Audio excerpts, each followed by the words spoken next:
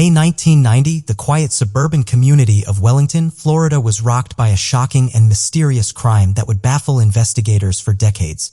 Marlene Warren, a well-liked and seemingly ordinary woman, was brutally gunned down at her doorstep by a clown wearing a bright orange wig and a red nose. The case of the killer clown sent shockwaves through the nation, leaving both law enforcement and the public perplexed. Let's get into it. It was a Saturday morning of Memorial Day weekend on May 26, 1990, when 40-year-old Marlene Warren was in her home in Wellington, Florida. She was having breakfast with her son, 21-year-old Joe Aarons, who was recovering from a broken leg. A few of his friends were also there, and they saw someone pulling up to the home. A bright-colored figure started towards the door. The clown knocked, and when Marlene opened the door, she was faced with a fully dressed clown with the face paint, a red nose, and an orange wig looking back at her. The clown had a basket of carnations and 2 Mylar balloons, one saying "You're the greatest." Marlene said, "Oh, how nice," as she reached for the gifts the clown was handing over. Once the gifts left the clown's hands, that was when they reached into their pockets and pulled out a handgun. The clown then pointed the gun right at Marlene's face and pulled the trigger. Then, the clown simply turned around and slowly walked away, leaving Marlene in the entryway. Joe, having witnessed it, jumped to his mother's side. He remembered looking around and calling out for something, but now he can't remember what he'd said. He saw the clown look back at him, and he remembered seeing brown eyes, though he couldn't identify the person behind the makeup. The clown then got into a white Chrysler LeBaron convertible before speeding off. Joe picked up the phone and called 911. He told the dispatcher that his mother had been shot and the address before he grabbed the car keys, and even with the cast, he attempted to chase down the clown. When he stopped being able to see the vehicle, he returned to his mother. By that time, police and paramedics had arrived. Marlene was rushed to the hospital, where she stayed in a coma until she succumbed to her injuries 2 days later. Joe is said that he stayed with his mother in the hospital, begging her to stay with him and that he loved her. Before we proceed, I've got an exciting surprise for you. We've launched a brand new channel dedicated to intriguing content such as old historical mysteries, cold cases, and particularly chilling horror stories perfect for bedtime. Drop a comment letting us know if you're a fan of horror stories or not. You can find the link in the description below. Let's find out who will be the first to explore it. Alright, let's dive back into the video. Marlene was born on April 15, 1950 in Mount Clemens, Michigan. In 1965, she married her high school sweetheart, John Aarons, at only 15 years old and had her first son, Johnny Jr. They had their second child, another son named Joey, a few years later. Tragedy struck the young family only 5 years after they were married. Marlene's husband, John, died in a car accident, leaving the 20-year-old with 2 very young children. 2 years later, she met Michael Warren. She was 22 when he was 19. Michael Warren grew up in a small suburb in Detroit, and the two really seemed to hit it off. The couple had a whirlwind romance, and Marlene was swept off her feet. Michael also doted on her 2 young sons, and soon the couple married. After their wedding, the couple left Michigan for sunny Florida, where Michael's family lived. Once in Florida, Michael became a meat factory inspector. But the couple had also started dabbling in the real estate business and began investing heavily in rental properties. Marlene had a wide range of interests. She was intelligent. She was good with the growing businesses. She was a devoted mother, and she loved art.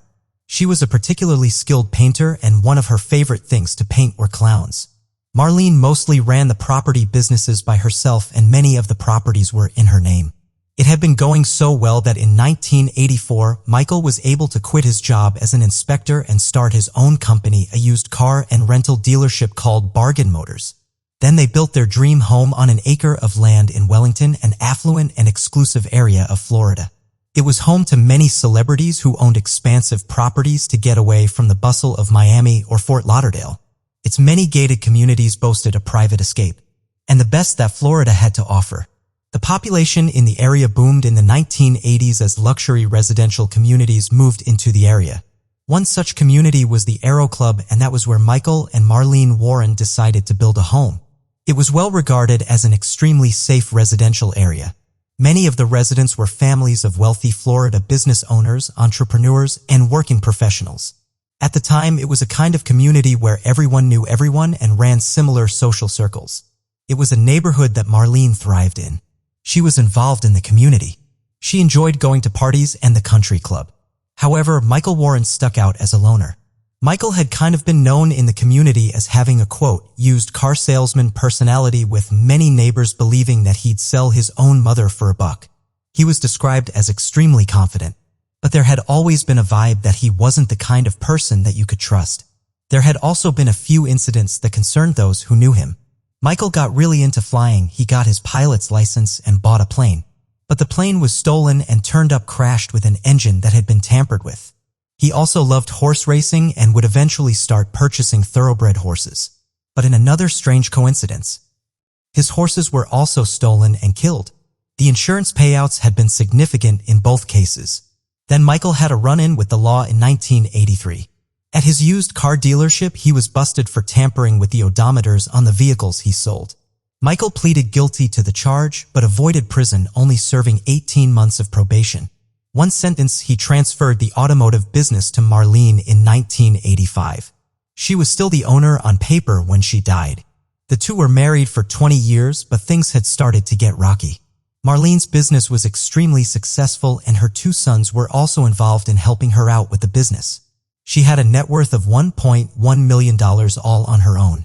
Michael had also started to drift from the family, spending more and more time traveling at the used car lot and hanging out with his friends. Marlene had started making comments to her mother that things weren't really working out anymore. But the businesses would make a divorce complicated, with many of the family's assets being in Marlene's name.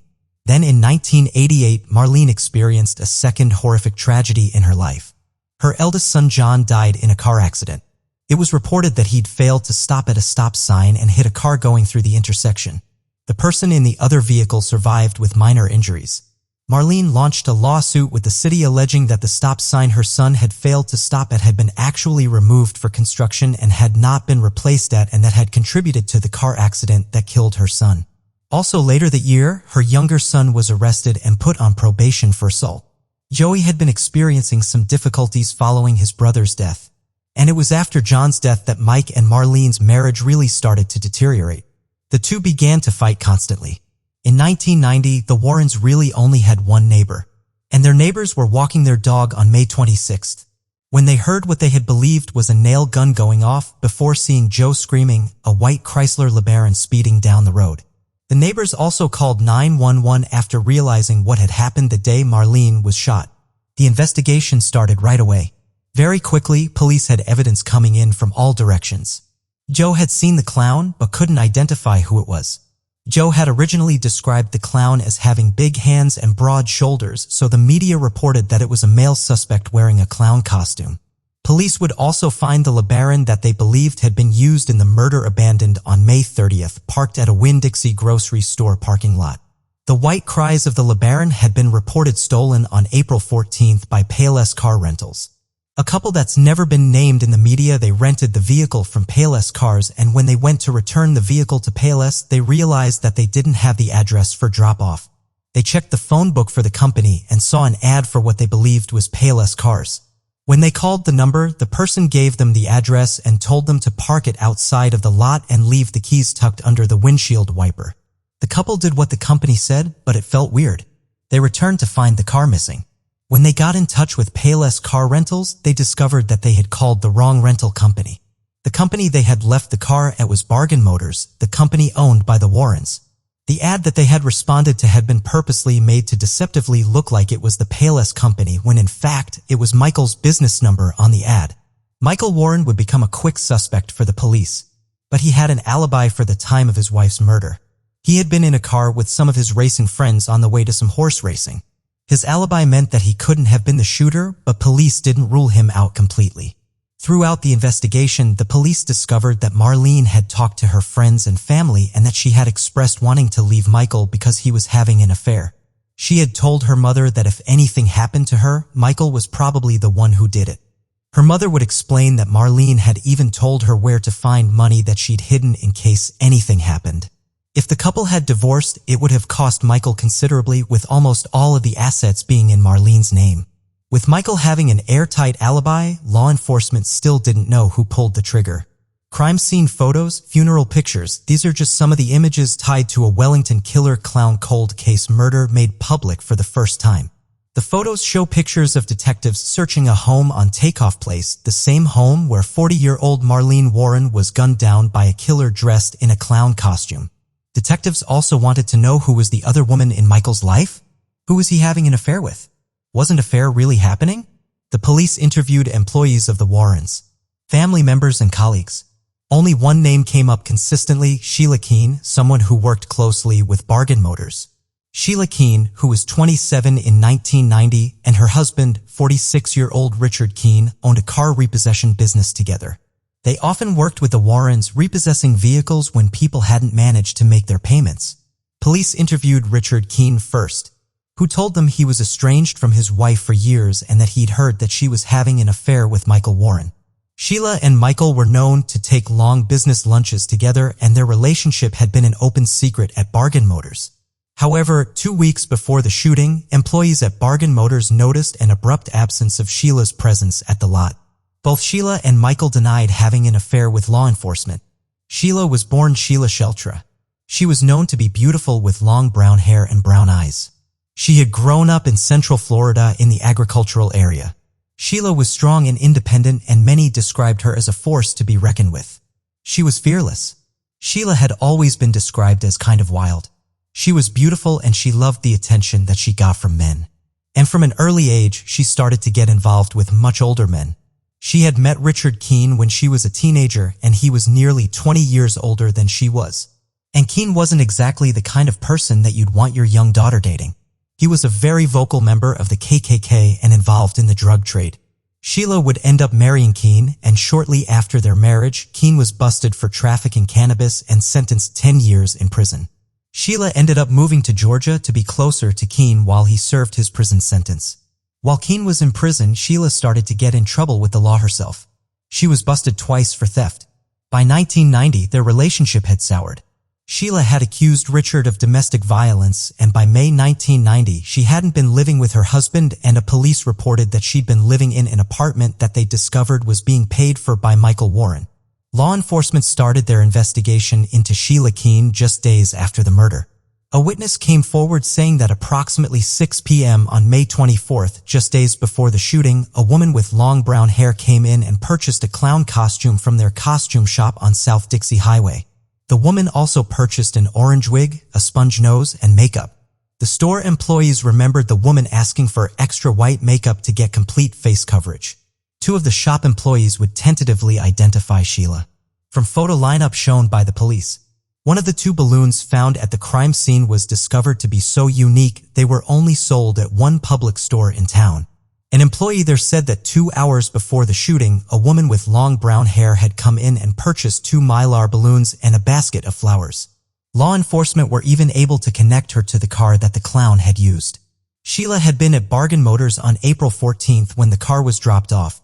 Police believe that Michael Warren and one of his employees may have been involved in stealing the car, but couldn't find any evidence to confirm this. The evidence law enforcement found in the vehicle were orange fibers similar to ones found in synthetic wigs, a brown hair that police said was consistent with the hair that they found in Sheila Keene's apartment, and a brown paper bag from Publix. Sheila denied having any involvement and said that she had not bought a clown costume or a basket of flowers or balloons.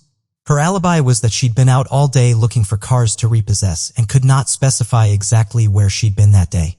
It would seem like law enforcement had a growing amount of evidence, but a lot of it was circumstantial.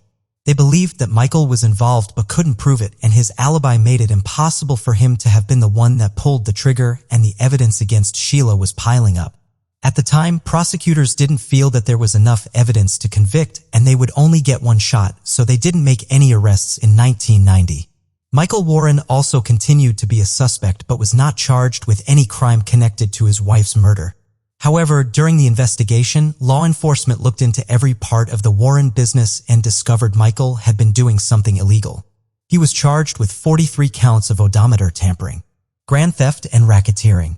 He went to prison in 1994 and spent 3 years there. His business and properties never recovered. And while in prison, he only had a few visitors: his mother, sister, grandmother, and a few friends from his horse racing days. Joey never visited. Michael Warren, in an interview right before he went to prison, speculated that he thought maybe his wife was a victim of an angry tenant or car buyer. Authorities didn't believe that she was a victim of any angry person involved with their businesses. Marlene's love for clowns had been well known. It had been a very personal attack and no one seemed to have a grudge against Marlene specifically. However, without new evidence, the case would go cold and Sheila Keene would go off the radar for now. Marlene's son Joe became estranged from his stepfather and reportedly moved back to Michigan to be close with his grandparents. He's also stated that he had spent a year grieving the loss of his mother, brother, and father with drugs and alcohol. He has since been able to pull himself out of the fog and he has often taken interviews and has been very open to talking with the media about the case for years. Joe has also always held the belief that Sheila Keene was responsible for his mother's death. More than a decade later, police would be shocked to discover that Michael Warren was now married to the lead suspect in his wife's murder. In 2002, Michael and Sheila married in a quiet Las Vegas wedding, and now she was Sheila Keene Warren. After their marriage, they moved to Tennessee and Sheila started going by the name Debbie. They purchased a fast food restaurant called the Purple Cow. An ex-employee said that one year Sheila had dressed up as a clown for Halloween at the restaurant, and when she was drunk, she had boasted about getting away with murder in Florida. They sold the restaurant in 2016, purchasing a property in Abington, Virginia, and retired. They were able to reopen the case and they were going back through the evidence that couldn't be used in 1990 with new DNA technology. Forensic experts were able to connect to the evidence. DNA from the hair in the getaway vehicle directly to Sheila Keene. As far as the new evidence was, the key pieces of evidence was hair found in the getaway vehicle and a hair that was found entangled in the balloon ribbons. Both were positively matched back to Sheila. Sheila Keene Warren was arrested in 2017 for the murder of Marlene Warren. She was charged with first-degree murder and the death penalty had originally been sought by the prosecution, but was later reduced. She would continue to deny her involvement for years. She pleaded not guilty at her first plea hearing and was held without bail while she awaited trial. Following her arrest, an employee's son came forward with an allegation. His father had reclaimed a deathbed confession for the purpose of being able to blackmail Michael of his involvement in helping Michael and Sheila cover up Marlene's murder, and he knew where the murder weapon was. A vehicle was found when law enforcement searched the canal where John Moran had said the car would be. The vehicle was searched, but nothing was found inside the vehicle that appeared to tie into the murder. Divers also searched for the gun, but it wasn't found. In 2017, Michael Warren, in an interview with the media, said that his now wife, Sheila Keene, had nothing to do with the death of his first wife and that Sheila was innocent. He's reported to be standing with his second wife and has continued to express his belief that she didn't kill Marlene Warren. There were multiple delays in getting a court date for Sheila. Many of the delays were due to COVID-19. Some delays were reported because of the difficulties with the evidence. Sheila Keene Warren, now 59 years old, was finally set to have her trial in May 2023. But in April 2023, just 2 weeks before her trial date was to start, she changed her previous plea of not guilty to guilty after a plea deal that allowed her to plead second-degree murder was brought forward by the prosecution. The plea deal was for 12 years and with time served, she'd be looking at the possibility of being released by 2025 since Sheila had been in custody since 2017. In 1990, second-degree murder sentences in the state of Florida could be drastically reduced with good behavior. Sheila has been reported to have been a model inmate since her arrest, so it is believed she will serve just over half of her sentence. Michael Warren does not seem to have spoken to the press since 2017. Now in his 70s, he seems to still reside in Virginia and live a quiet life. No evidence of a recent comment on the guilty plea could be found. Police always believed that Michael may have played some role in his wife's death, but there was never any evidence that connected him to the crime. He was never arrested or charged with any crimes related to Marlene's murder. Marlene's son Joe was at the sentencing hearing via video conferencing. It was reported that he told the judge that he accepted the plea conditions. What do you think of the outcome of this case? Do you think justice was served? Do you think Michael was involved? Let me know in the comments section down below. Greg Lawson, a Louisiana man who spent more than half his life on the run, has now been apprehended after 30 years on the FBI's most wanted list. 63-year-old Greg Lawson was located in Huatulco, Mexico, and was brought back to U.S. soil on September 19, 2023. Lawson had been in the middle of a trial for gunning down his childhood best friend, Seth Garlington, on April 24, 1990, when he just left the county courthouse before the jury had come back with their verdict. In 2007, the FBI announced a $10,000 reward for information leading to the arrest of Greg Lawson, and 3 decades passed before a credible tip cashed in that reward. In coordination with law enforcement in Mexico, the FBI located Lawson, who had been using the identity of a deceased man from Alabama, and were able to swiftly arrest Lawson, and who apparently laughed as he was being cuffed. Once back in Louisiana, Lawson was charged with an additional felony for bail jumping, and he is being held at the Claiborne Parish Detention Center while he awaits further court proceedings. Douglas A. Williams Jr., special agent in charge of FBI New Orleans, said in a statement, quote, "We want to thank our partners and the public in this case who never gave up hope that justice could be served for Mr. Lawson's victim. There's no doubt that Mr. Lawson might still be in the wind if our partners in Mexico had not been willing to deal with this so swiftly." Malik Kalu. On July 23, 2023, one of Canada's most wanted fugitives was located and arrested in a Detroit, Michigan suburb. In a coordinated arrest, Malik Kalu was extradited back to Windsor, Ontario in connection to the 2022 drive-by shooting that killed 24-year-old Daniel Squalls. Malik Kalu was a semi-professional basketball player who played in the junior teams but never made it to the NBA, unlike his brother Maurice Kalu.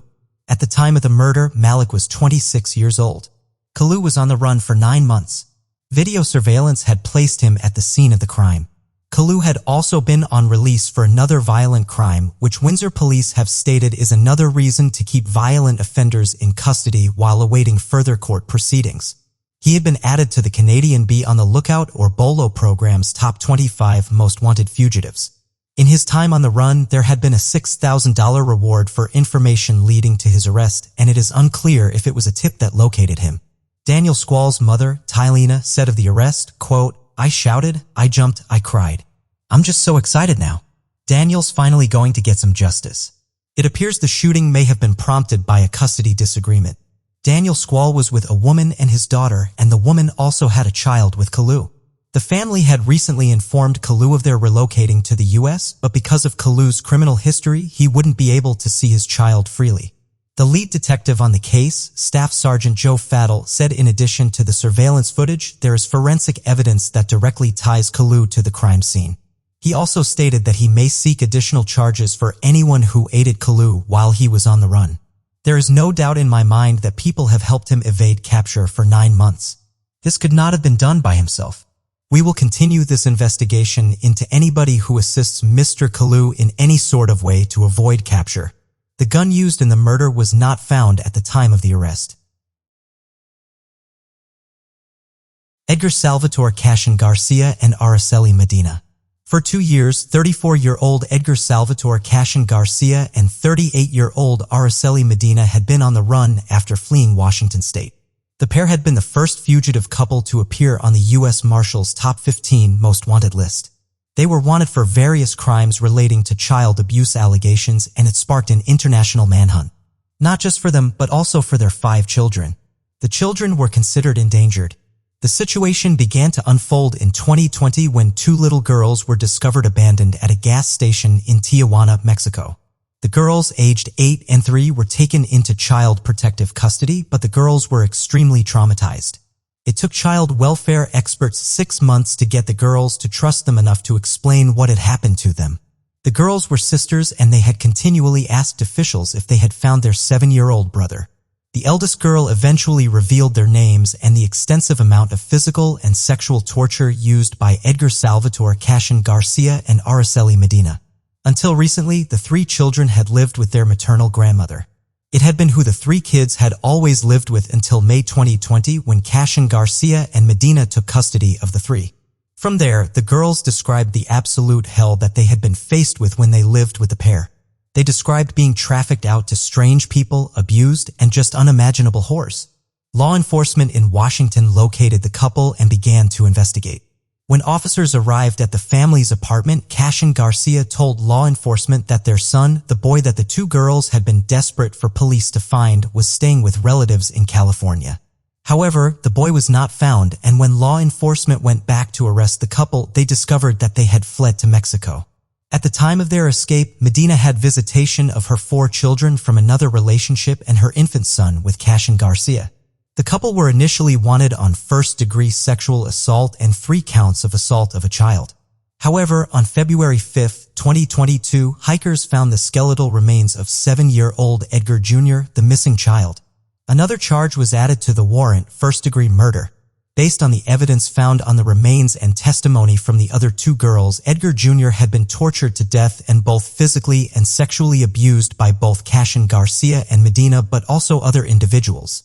Marshals elevated the fugitive investigation when Edgar Jr.'s remains were found, and there was a $20,000 cash reward for information leading to the couple's arrest. In February 2023, the reward was bumped up to $50,000, and it was only a few weeks later when law enforcement got a tip that would eventually lead to the couple's capture. On March 31, 2023, the couple were captured along with their 5 missing children. Detective John Davis of the Kennewick Police Department said of the situation, quote, "This is the worst child abuse case I've come across in 9 years as a detective. What we've seen from this investigation, Garcia and Medina had no problem hurting children to outright murder. The crimes that Araceli Medina and Edgar Cashin Garcia are charged with are heinous, and we commend the unwavering dedication of law enforcement.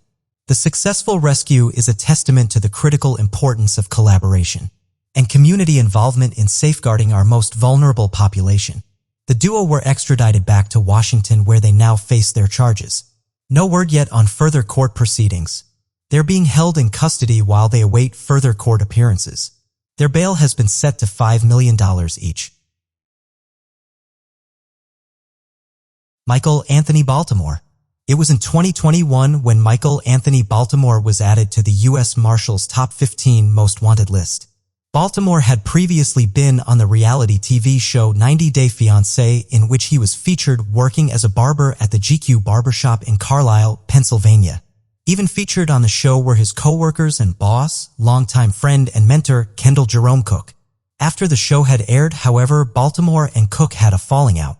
And on May 22, 2021, Baltimore went into the barbershop and opened fire, killing Cook and injuring another employee at the shop. Baltimore then fled, and the surviving victim had been able to positively identify Baltimore as the shooter. Baltimore was wanted on charges of assault, homicide, and parole violations.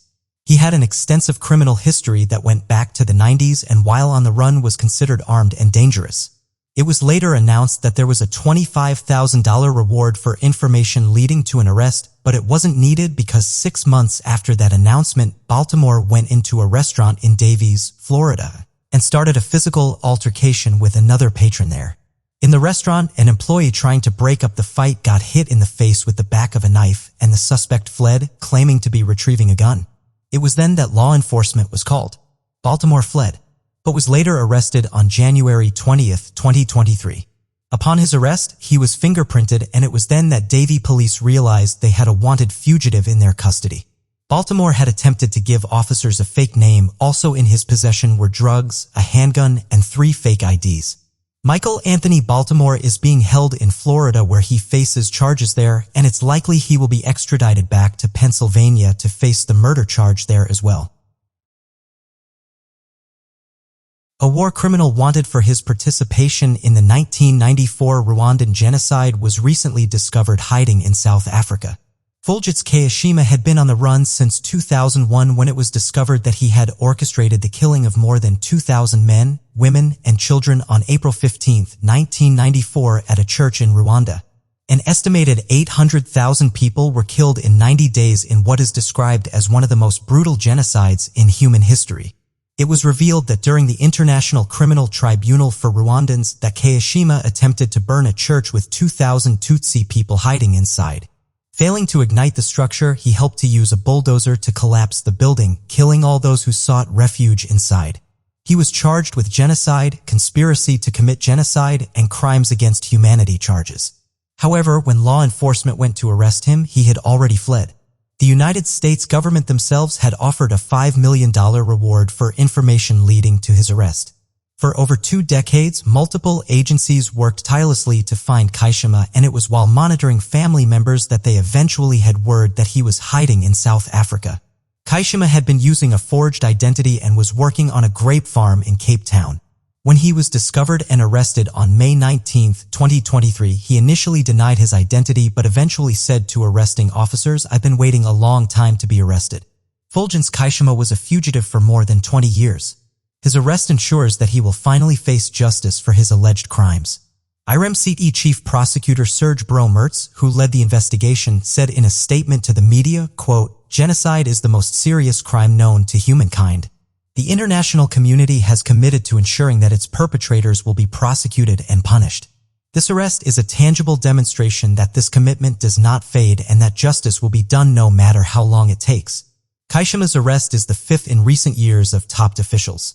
Agencies are still looking to arrest 3 more. Kaishima is being held in Cape Town custody while he awaits his trial and sentencing. He faces life in prison. Wendy Stevens. On March 21, 1984, the manager of the Little League baseball field in Buren, Washington, was stunned when his dog returned to him holding a human bone in his mouth. The area, which is now land utilized by the Seattle-Tacoma International Airport, received heavy foot traffic and was especially popular in the summer months. After wresting the bone from the dog's mouth, the manager ran to his office and contacted the Kings County Sheriff's Office. Within a matter of hours, the field was teeming with forensic scientists and other experts who were eager to locate the source of the remains. Their answers lay in a swampy area of the baseball field that sat at South 146th Street and 16th Avenue South.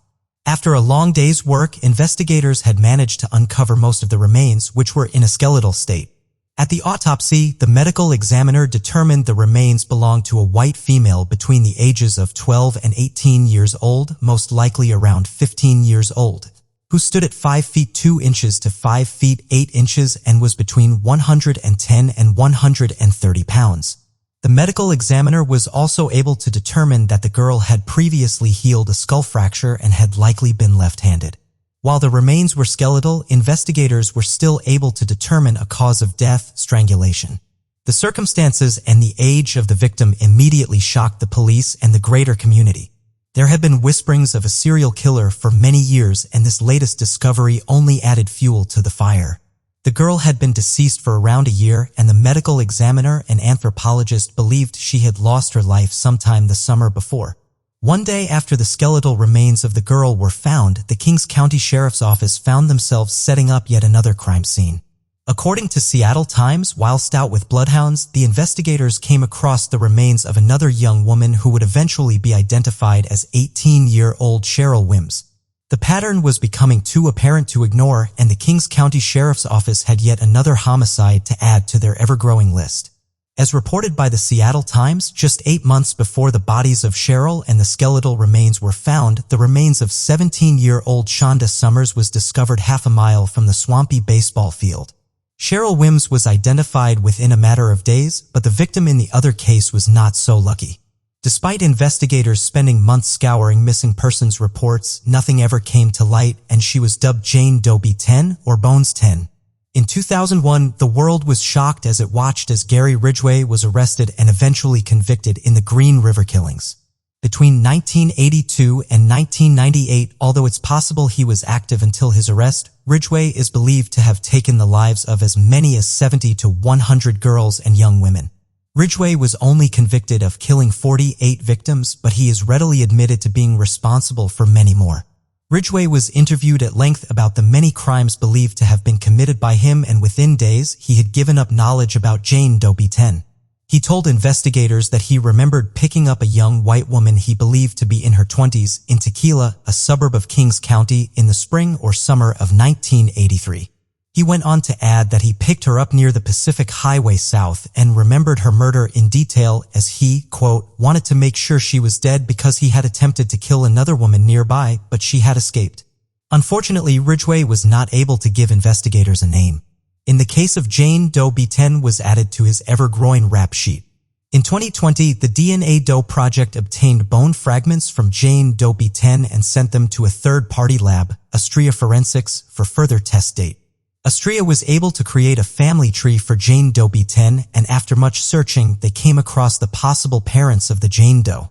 By late 2020, Cecil Gasper of Denver, Colorado, received a knock at the door that she had never thought would come. Cecil agreed to submit a DNA test, and weeks later, she finally learned the long-awaited truth. In August 1983, Cecil's daughter, 14-year-old Wendy Stevens, disappeared from their Denver, Colorado home. Wendy was a bright and intelligent young woman, but in the summer of 1983, she had become rebellious and was hanging in the wrong crowds. She would run away from home for a few days at a time. But in August 1983 would be the last. Cecil tried to report her daughter missing but was brushed off each time. In a bizarre and painful twist, Cecil had submitted her DNA to an ancestry site in 2019 in a bid to find out what had become of her beloved daughter. According to the DNA Doe Project, quote, early in 2019, one of Wendy's parents had taken a direct-to-consumer DNA test and uploaded the results to GEDmatch, hoping to learn the fate of their daughter. Unbeknownst to the parent, GEDmatch had changed the settings on that kit in May 2019 as part of their new policy regarding law enforcement access to matches. Because the parent's kit remained opted out when DNA Dope Project uploaded Wendy Stevens' data in September 2020, that important connecting lead was not immediately available to the team. There are still 2 unknown Ridgway victims. The last 2 unknown victims are called Jane Doe B. 17, who was found in 1986, and Jane Doe B. 10, who was found with the help of Ridgway in 2003. Authorities still hope to identify them. Authorities believe that there's still more victims out there, and we may never know the exact number Ridgway killed. Gary Ridgway is currently residing at the Washington State Penitentiary in Walla Walla. Because of his immunity deal and assisting law enforcement to find all of his victims, there will be no charges related to Wendy Stevens' case, but Gary Ridgway will never be free and he will die in prison. Sarah Tatum Abbott. On April 20, 1979, the New Haven Water Company of New Haven, Connecticut, received an unusual and rather morbid call. On the other end of the line was the West Haven Police Department requesting their presence near Route 34 on Derby Avenue. They were informed that skeletal remains had been located on the company's property and a full investigation would be taking place. Managers of the water company raced to the scene and provided investigators with everything they needed to carry out their investigation. When law enforcement arrived, they found partial skeletal remains that were somewhat scattered across the land. The remains were taken into the custody of the state's medical examiner, who was tasked with identifying them.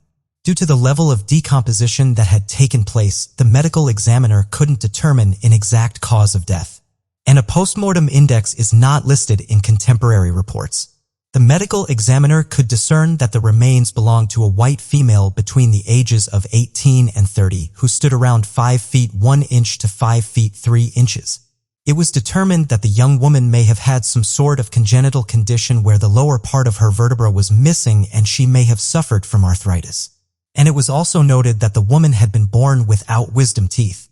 The only items found with the remains were a black lace bra and a Westclox brand folding travel alarm clock in a red case. Without the cause of death, investigators found the investigation difficult.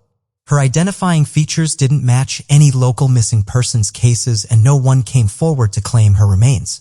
2 years after the initial discovery was made, the woman's mandible or jaw was found in an undisclosed location. Due to the scarce details available, the case quickly went cold. An interest in the case didn't pick up again until 2022 when Michelle Clark, a meteorological death investigator, partnered with Ofram Labs. Ofram did what they do best and were able to obtain a DNA profile from the partial skeletal remains. From there, genealogists scoured records and created a possible family tree which led them to one outcome. 29-year-old Sarah or Sally Tatum Abbott of New Haven, Connecticut. Not much is known about Sally other than the fact that she was born on August 3, 1940 in Manhattan, New York. At some point in her life, Sarah moved from Manhattan to New Haven, Connecticut, and was last heard from in July of 1970. Sally had been divorced at the time of her disappearance. Her ex-husband hadn't been the one to report her missing. Her siblings had done that. Sally didn't have any children with her ex-husband, and it's unclear if he is a suspect at this time. Her cause of death remains unclear. In 44 years, her family did not once stop searching for her.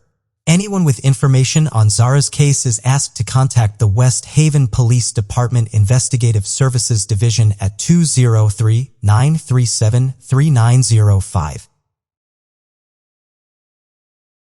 Joseph Lee Muniz. On October 29, 1993, two squirrel hunters making their way through a wooded area just off I-59 in St. Tammany Parish, Louisiana, close to the Mississippi border, made the discovery that would haunt them forever. As the hunters moved through the area, they came across skeletal remains of an adult male. Whilst the remains had been there for some time, the hunters recognized one thing for sure: a bullet. Lodged in the back of the skull, the hunters made their way to their vehicles and called the St. Tammany Parish Sheriff's Office. Officers quickly made their way to the scene and began taking stock. They too noticed the unknown victim had been shot in the back of the head, and the remains had clearly been scavenged by animals, making the identification process all the more difficult. According to Othram Labs, who would consult on this case decades later, only the skull and partial skeleton were covered due to animal activity, along with a few other items of evidence.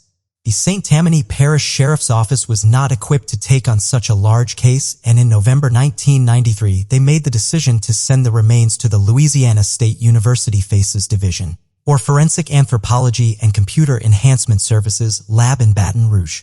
The LSU FACES team was able to undertake a much more detailed examination of the remains. They determined that they belonged to a white male around the ages of 25 up to 38, who stood at 5 feet 6 inches to 5 feet 8 inches.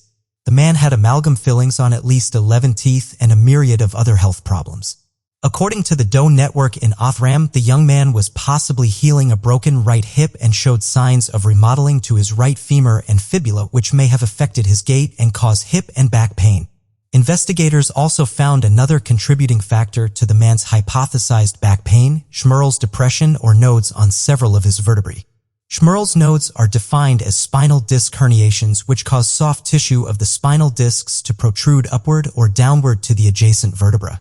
This condition often goes unnoticed, however it has been known to cause lower back pain in some patients. These depressions paired with the man's existing injuries would have likely caused the man some level of discomfort. Also with the remains, investigators found a distinctive pair of glasses and remnants of blue Wrangler jeans and size 11 Nike Air running shoes. Despite all of the information that was readily available to them, the St. Tammany's Parish Sheriff's Office had a difficult time identifying the remains or who had killed him. For many years, the case fell silent, with the SDPSO occasionally performing DNA comparisons from time to time. In 2020, the St. Tammany Parish Sheriff's Office partnered with Othram Labs to perform more in-depth testing. Within a matter of weeks, Othram was able to uncover a list of possible candidates. After further screening, they had potentially tracked down two siblings of the John Doe who lived in Florissant, Missouri and Burnsville, Minnesota. Going to Othram, these two siblings were asked to provide DNA tests and further information about their brother. A year later, in June 2023, Othram and the St. Tammany Parish Sheriff's Office held a press conference in which they identified the St. Tammany John Doe as 21-year-old Joseph Lee Muniz, originally from Burnsville, Minnesota. Joseph's siblings confirmed he had been living in Louisiana in 1993, and they had last heard from him sometime in 1993. At this time, additional details about the suspected killer have not been made public, but the coroner's office did say that they believe the person who killed Joseph has since passed. The investigation into Joseph's murder is currently ongoing, and anyone with information is asked to contact Detective Marco Dema of the St. Tammany Parish Sheriff's Office. Catherine Parker Johnson on August 21, 2001, a construction worker and property developments in Redondo Beach, California would make a discovery that would shut down operations for the foreseeable future. The discovery was so gruesome and troubling that it would go on to haunt investigators for several decades. And it was only thanks to genetic genealogy and the kindness of strangers that this case was reopened. On the day of the discovery, construction workers were working on a site at 1600 Wallacott Street in Redondo Beach. They were digging in the backyard of a private residence when they made a chilling discovery. Wrapped inside a plastic bag was a headless skeleton. Operations immediately ceased and the Redondo Beach Police Department were summoned to the scene. As the remains were skeletal and without a head, investigators knew they were faced with a near impossible task. The medical examiner charged with investigating the case found it almost impossible to determine a cause of death. The estimated postmortem index, or PMI, was said to have been anywhere from 1 to 26 years, meaning that the victim could have passed away any time between 1974 and 2001. An anthropologist was brought into the case, and in their initial report, they believed that the remains belonged to a white woman aged 20 to 50. No clothing or personal items were found with the skeleton, so it was hard to discern anything about the woman.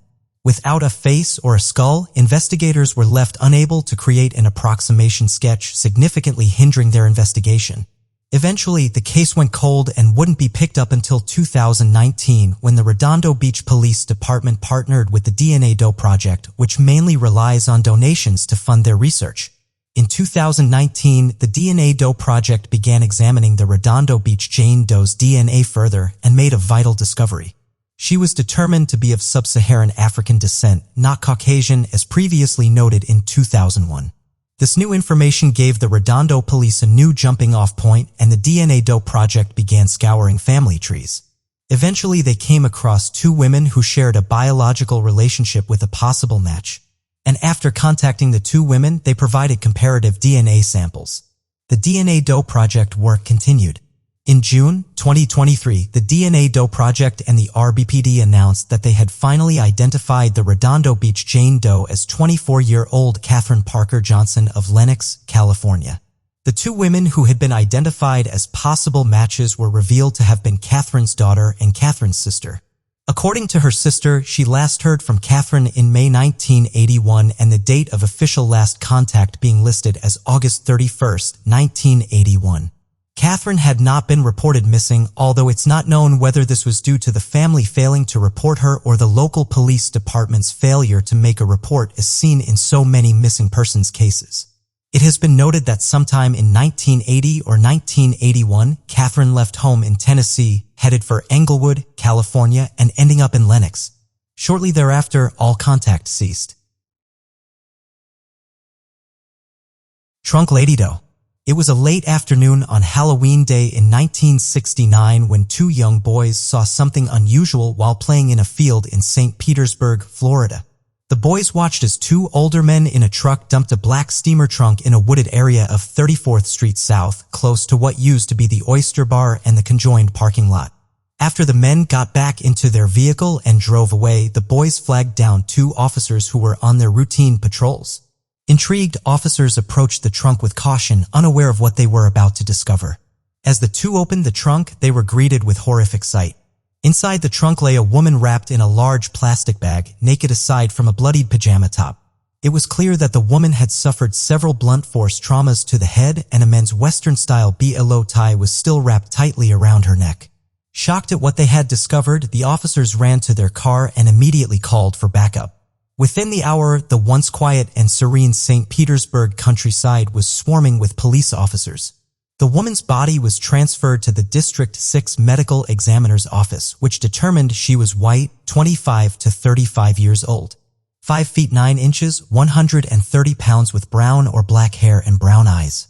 Mineral examiner also determined that she'd given birth at least once in her life and suffered from gallbladder issues. The woman's teeth were also said to be distinctive, with a small partial upper plate and several teeth missing. A copy of the woman's dental impressions was circulated to dentists around the area, but no one recognized them. Likewise, no one in St. Petersburg recognized the woman when an approximation sketch was distributed to local news outlets. Once the initial buzz of the case died down, the mystery of the trunk lady eventually went cold. Investigators traced the trunk that she had been found into the non-breakable trunk company. This vital piece of evidence yielded little clues, and the trunk lady was buried in an unmarked grave in St. Petersburg Memorial Park Cemetery. Every so often, investigators would pull her case file, hoping to uncover some new evidence. But the case inevitably sat cold. In 2010, with the passage of time and advancements in forensic science, the trunk lady was exhumed for further testing. Isotope testing revealed that the woman had likely hailed from the southeastern U.S. and was not a Florida native. Moreover, she had spent several years in northern U.S. before she'd been murdered. However, they were deemed too degraded. In an incredible stroke of luck, Detective Wally Polsky in the St. Petersburg Cold Case Unit found hair and skin samples that had been taken from the trunk lady's first autopsy in 1969. These samples had been perfectly preserved and were sent to Othram in Texas for genetic genealogy testing. Using these tests and records, Othram managed to trace the woman's family tree. And fortunately for them, a now-adult close relative was also searching for the same woman. In May 2023, Othram and the St. Petersburg Police Department held a press conference in which they announced the trunk lady had been identified as 41-year-old Sylvia June Atherton of Tucson, Arizona. It had been Sylvia's daughter, Cylin Gates, who had been searching for her mother and had been the one to put forward her DNA in hopes of finding some answers. Cylin had said that she had been 9 the last time she saw her mother. She stated that her father had custody over her and her 11-year-old brother and that she'd gone over to see her one day in Tucson, Arizona and discovered that her mother had moved, packing the home seemingly overnight and leaving suddenly. She had been told that her mother had moved with her new husband, Stuart Brown, along with her 5-year-old sister, Kimberly and Brown, and older sister, Donna Lindhest, and her brother-in-law and Donna's husband, David Lindhest. Donna was 20 years old and it was believed that she and David were relocating to Chicago. The couple also had a small child as well. It was unclear why the family had up and moved so suddenly. And after they left, no one heard from Sylvia again. Cylin recognized the trunk when shown evidence from her mother's case and said that her mother had used this as a TV stand and had been one of the items of furniture that had been taken when the family moved. According to reports, the cohort left Tucson for Chicago, Illinois, and Sylvia's movements thereafter remain unknown. It's also unclear if any of them had ever made it to Chicago because Cylin had believed that Donna and David had ended up in Florida. Stuart Brown passed away in 1999 in Las Vegas, Nevada, where he'd been living for decades. And according to records, he had never filed any documents saying that he'd ever been married or had children. Brown had never reported his wife or daughter missing. As of October 2023, Sylvia's case remains unsolved. However, Cylin is still hopeful of reunited with her sister, Kimberly, who would be around 60 years old today, or Donna, who, if she was still alive, would be in her 80s. Anyone with information is asked to contact Detective Wally Polsky. Woodland Jane Doe. On September 12, 1976, the serenity of Woodland, Baltimore was shattered by horrific discovery. On Dogwood Road, close to the Lorraine Park Cemetery, pedestrians going about their morning found the body of a young woman wrapped in a sheet. Shocked at what they discovered, they soon called the Baltimore County Police Department to the scene. When police arrived, they determined the young girl's head had been wrapped in 2 bandanas and a grass seed bag. It was evident to investigators that the young girl had been strangled to death, and the autopsy would later show seeds in her throat, which is believed to have contributed to her passing. The girl had also been sexually assaulted before being dumped near the cemetery. Her hands had been crudely tied behind her back with cloth and a rope. At the autopsy, the young woman's body revealed a frightening clue: chlorpromazine. This medication is sedative. At the time, it had been used to treat schizophrenia. According to reports, a large amount of the drug was found in her system, which signaled to police that she'd been drugged, assaulted, and strangled. Person responsible had likely given her the drug to subdue her before launching the attack. In the report, the medical examiner noted that the girl was likely between the ages of 15 and 30 years old, possibly white or Hispanic, with brown wavy hair and brown eyes. Despite the initial shock and outcry that the case garnered, no one stepped forward to identify her, leading investigators to call her the Woodland Jane Doe. In news reports, the police noted that the girl's teeth were in excellent condition and she also had a crudely done tattoo on her right arm. The tattoo was believed to have been the initials JP, JS, JD, JB, SPSS, SD, or SB. The seed sack that covered her head read Farm Bureau Grass Seed, Lexington, Massachusetts, and was traced back to a Buffalo, New York manufacturer.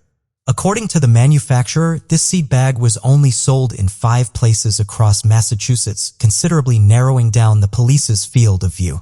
Despite having such a telling clue on their hands, investigators failed to learn anything more about their victim. In late 1976, the Woodland Jane Doe was laid to rest in an unmarked grave.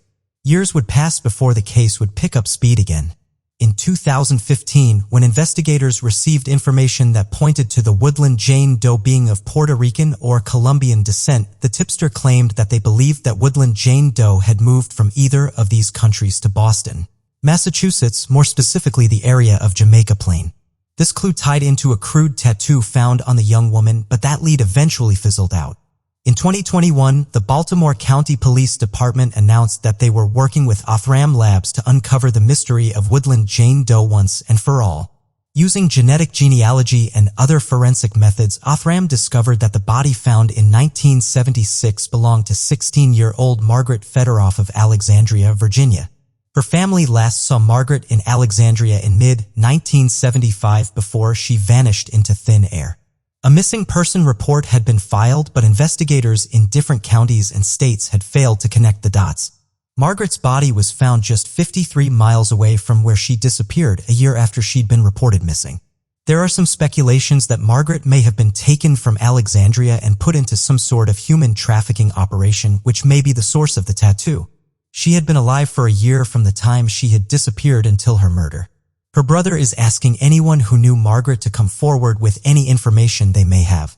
They are looking for anyone who knew Margaret in 1975 or anyone who met her while she had been missing. The question of who killed Margaret is still being explored.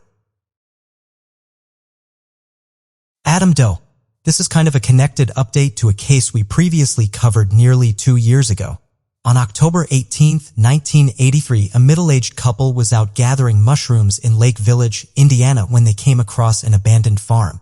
There, they discovered several shallow graves that contained the bodies of 4 deceased young men who had been drugged and stabbed. As Michael Bauer and John Bartlett, but the identities of the 2 other men remained a mystery. They soon became known as Brad Doe and Adam Doe of the Newton County John Does. While it would take years for the John Does to be identified, it didn't take as long to identify their murderer, serial killer Larry Eiler, also known as the Highway Killer, when the 4 bodies on the farm had been discovered. Eiler died in prison in 1994 from an AIDS-related complication while on death row for the murders of 15-year-old Danny Bridges. A posthumous confession, it was revealed that Eiler had murdered at least 21 young men that he'd picked up hitchhiking. Years passed without any successful leads on either John Doe's identity. Then in 2021, after 37 years, the Newton County Coroner's Office was finally able to identify Brad Doe by his true name. John Ingram Brandenburg Jr. John had gone missing from Chicago, Illinois in 1983 and was 19 years old at the time of his death. The last time his family saw him, he was leaving their home to visit a friend. Now it was Adam Doe's turn to be identified. He was described as a young black male between 15 and 18 years old. He had died between 1982 and 1983. Using the same methods to identify John, experts turned to genetic genealogy and the DNA Doe Project stepped in to help. In July 2023, Adam Doe was officially identified as 16-year-old Keith Lovell Bibbs, who had been from Chicago originally. For Eiler's death, he had been able to recall several details about Keith's abduction, but not his identity. He said that he had picked up Keith, who had been hitchhiking outside Terre Haute, Indiana. The family has not revealed much information about Keith as they are extremely private, but they did allow Keith's remains to be returned to Chicago, where they held a funeral for him with the family and the investigations who'd worked his case over 4 decades. The Imla Jane Doe. On October 26, 1978, the Pershing County Sheriff's Office in Nevada received a call to come out to the Scosa Road close to the town of Immel, Nevada. When law enforcement arrived, they were greeted by a grisly scene. The remains of a badly decomposed adult female had been discovered stuffed into a garment bag. After dumping her so callously, her killer had dug a shallow grave and left her there to be discovered. Her body was transported to the medical examiner's office, where they hoped that her bones would garner more information. The medical examiner determined that the remains belonged to a middle-aged woman with red or auburn hair and was 5 feet 5 inches. Due to the state of her remains, a cause of death could not be determined, and it was marked as a homicide due to the circumstances in which she was found. Investigators had one last hope: her clothing. She was found wearing a dark green 3/4 length jacket with a white metallic safety pin attached, dark green pants with a long pink heavy sweater with a short sleeve pullover type t-shirt, and cotton underwear. Unfortunately, the case quickly went cold. An accrued reconstruction of her face had been made and circulated around the state. However, no one recognized her. As the years passed, technologies advanced. Investigators created a digital reconstruction of her face and submitted her dental records. Her records didn't match any known missing person, and investigators felt as though they were stuck in a limbo. Several decades would pass without a word in the Imla Jane Doe case. That was until March 2022, when the Pershing County Sheriff's Office reached out to Othram Labs. The Imlay Jane Doe's remains were sent off to Othram for genetic genealogy testing, and within months they were able to find a match. In March 2023, Othram and the Parish and County Sheriff's Office held a joint press conference in which they identified the Imlay Jane Doe as Florence Charleston of Portland, Oregon. According to reports, Florence had spent most of her life in Cleveland, Ohio, and had moved to Portland shortly before she had died. Florence was in her late 60s, possibly around 68 when she died, and both investigators and her family remained baffled as to how she ended up in Nevada. As of November 2023, no suspects have been made public and Florence's case remains stone cold. Before we proceed, I've got an exciting surprise for you. We've launched a brand new channel dedicated to intriguing content such as old historical mysteries, cold cases, and particularly chilling horror stories perfect for bedtime. Drop a comment letting us know if you're a fan of horror stories or not. You can find the link in the description below. Let's find out who will be the first to explore it. Alright, let's dive back into the video. Paisley Schultz. It was on July 13, 2019 in Cayuga Heights, a small community located on the outskirts of Ithaca, New York, when a custody battle turned heated. At the center were 4-year-old Paisley Schultz and her older sister, who was already school age. The older sister was picked up from school by her maternal grandmother and aided by a social worker and police escort. They headed over to the biological parents' home to get Paisley. But when they arrived, the home was empty. The parents, Kimberly Cooper and Kirk D. Schultz Jr., had long since been believed to be the abductors of Paisley, and several properties were searched, but no sign of the child was found. They had lost their custody battle when a babysitter came forward with some concerns about the children's well-being in the home. Kirk Schultz was later arrested and charged with possession of methamphetamines and heroin. Prior to the abduction, Cooper and Schultz had already lost 2 daughters in infancy prior to Paisley's birth. However, their causes of death are unknown, though it is speculated that this has also contributed to them losing custody. The babysitter also alleged the girls were often taken with their parents to work to dangerous job sites. They owned Schultz Pavane, and if they couldn't afford childcare, they just brought the girls with them, often as late as midnight and without supervision. She also alleged that both parents used illicit substances while caring for the girls on the job, operating machinery, and while driving. Law enforcement repeatedly questioned Schultz Jr. and his father, and both had been adamant that they didn't know where Kimberly was and that they believed she had taken Paisley to Philadelphia. Officers had been allowed voluntary entry to the homes nearly 24 times, but they weren't allowed access to search the basement or the bedrooms. No sign of Kimberly Cooper or Paisley was seen over the next 24 months, and until new evidence was brought forward, law enforcement had their hands tied. On Valentine's Day in 2022, an anonymous tip was called in and reported a sighting of Kimberly Cooper, and she was at the home of her father-in-law. Law enforcement secured a search warrant for the whole property and descended. Officers had been searching for an hour when one detective noticed something not feeling right about a staircase that descended to the basement of the home. He inspected further and noticed that the stairs had a small crack that revealed something inside, and using a flashlight, he saw what appeared to be little feet underneath.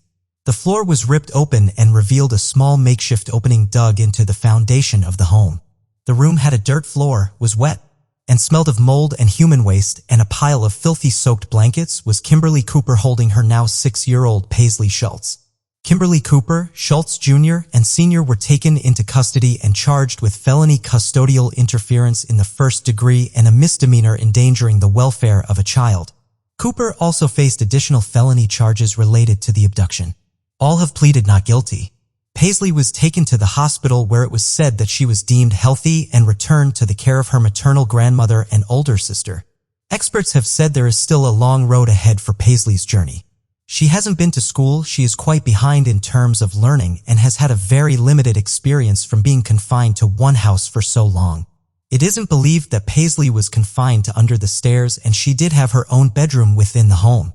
The under the stairs was simply used as a stowaway area to wait out whenever law enforcement came to the property. Law enforcement said on the matter, quote, "I understand as a parent no one wants to lose custody of their children, but sometimes the right thing for us to do for our children is the hardest thing to do for our children. What they should have done in 2019 when custody was granted to a third party, they should have relinquished the child rather than run and hide." Kayla Umbihan. An episode of Netflix's Unsolved Mystery was the reason that now 15-year-old Kayla Unbian was reunited with her father after being abducted in 2017 by her mother, Heather Unbian. Back on July 5, 2017, the then 9-year-old was abducted from South Allegan, Illinois after a scheduled visit with her mom. Heather didn't have full custody of Kayla and had been during one of her weekly visitations that she fled with Kayla. Heather had told friends that she had a camping trip planned with Kayla, and neighbors recalled seeing her packing her vehicle with a bunch of things. When Kayla's father, Ryan Azurka, went to pick her up, the duo was no longer there. Heather had expressed a desire to live off the grid and had already been in violation of their custody agreement when she took Kayla out of state without the court's permission. A felony kidnapping warrant was issued for the pair, as well as Heather's car, but they weren't immediately located. Heather's phone and all of her social media had been deactivated, and it seemed as though it had been a well-thought-out abduction. For 6 years, Ryan Azurka worked tirelessly to find his daughter. Her cold case was briefly featured on Unsolved Mysteries in an episode dedicated to parental kidnapping cold cases. Her picture had been only on the screen for 4 seconds, but it was enough for a local store owner to recognize the now teenager. While at a shopping mall in Asheville, North Carolina on May 13, 2023, Heather and Kayla were approached by mall security. When law enforcement arrived, the pair gave false names. The pair were detained until they were able to positively identify the pair. Heather's been held in custody on a $250,000 bond, and Kayla was reunited with her father. Ryan Azurka made this emotional statement to the media, quote, "I want to thank the South Elgin Police Department, the National Center for Missing and Exploited Children, and all of the law enforcement agencies who assisted with her case. I also want to thank all of the followers on the Bring Kayla Home Facebook page who helped keep her story alive and were instrumental in spreading awareness. We ask for privacy as we get to know each other again and navigate this new beginning." Heather Unbian is being extradited to Illinois, where she is expected to be charged with felony child abduction. Richard Wayne Landers. Richard Wayne Landers Jr. was only 5 years old when he was abducted in 1994 from Wolcottville, Indiana by his paternal grandparents. Landers Jr. appeared to have always lived with his grandparents along with his parents, but when the two had split up, Landers Jr. was the subject of a long and bitter custody battle. Ultimately, temporary full custody was awarded to his mother, Lisa Harder. There are reports that Harder had been homeless, but at the time of the final custody hearing, she had secured an apartment and was equipped to take custody and care of her son. However, the grandparents disagreed, and the morning they had been mandated to hand over Landers Jr., they took off. For 2 decades, the case sat cold, with neither Richard Landers Sr. nor Harder having contact with their son. The grandparents Richard and Ruth Landers had a warrant out for their arrest but they weren't heard from for years. And over the years, his parents never gave up hope on finding their son. His pictures were sent out locally and nationally multiple times throughout the years, and charges against the grandparents were elevated. On the 20th anniversary of the abduction, the cold case was reopened and law enforcement obtained Richard's social security card. It was discovered that a man in Minnesota was using the same number with a different name, but the same age and birthday. Only weeks after the anniversary, a 24-year-old man was identified as Richard Landers Jr., now married with children of his own. The grandparents were also found living in Browardville, Minnesota, and had been living under assumed names. Upon their arrest, they confessed to being Richard and Ruth Lander. It appears that Landers Jr. was, or at least is now, fully aware of the situation and has forgiven his grandparents. He believes that they had the best intentions for him and believed that they did the right thing for him. The grandparents were not charged, as the original charges were dropped in 2008. The community that the three had settled in were shocked by the news and stated that the family had kept to themselves mostly and were quiet. Both of the parents of Landers Jr. have made contact with their son and are working towards moving forward with cultivating a relationship. The father has told the media that he forgives his parents and is just grateful his son is alive and well, and he still has an opportunity to get to know him. Sabrina Allen. It was in 2002 when Greg Allen's life changed forever. On the trail of what had been a messy divorce and even messier custody battle for his 4-year-old daughter Sabrina, things had just started to look up. Greg, an engineering scientist, had been granted primary custody, and after months of fighting with his ex-wife, Dara, things had just started to get easier. They were falling into a good routine, and the parents were beginning the road to cooperative co-parenting. Greg brought Sabrina to her mom on April 19, 2002 for the weekend. It had been agreed upon that Dara would return Sabrina on Sunday evening, but she never showed up. Greg recalled the last goodbye before the drop-off, and Sabrina had looked up at him and said, "Daddy, don't ever forget me." At the time, he thought it had been a silly little exchange, but it turned into an almost sinister warning. In the early stages of the divorce, Dara had often threatened to take Sabrina away. Dara was from Mexico and had wanted to return there with Sabrina since the beginning of their divorce. When Greg was granted primary custody, the courts had agreed that Sabrina would stay in Texas. There had been several wild attempts during the divorce to convince the little girl to lie in order to be granted protective orders from Greg. Sabrina had even been taken from school once by Child Protective Services when she allegedly told a social worker, "My daddy hits my mommy."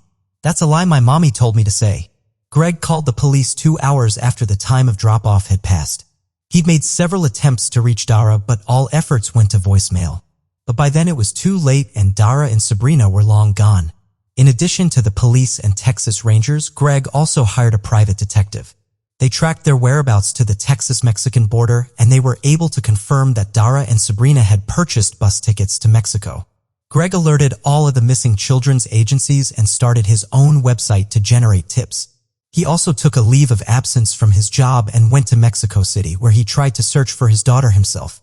Greg quickly learned that his lack of Spanish skills was holding him back, so he enrolled in an immersive Spanish class to learn the language as quickly as possible. Greg had been in Mexico for almost a year when he got his first solid tip. A teacher reached out to him and said that she had met a student who she believed was his daughter.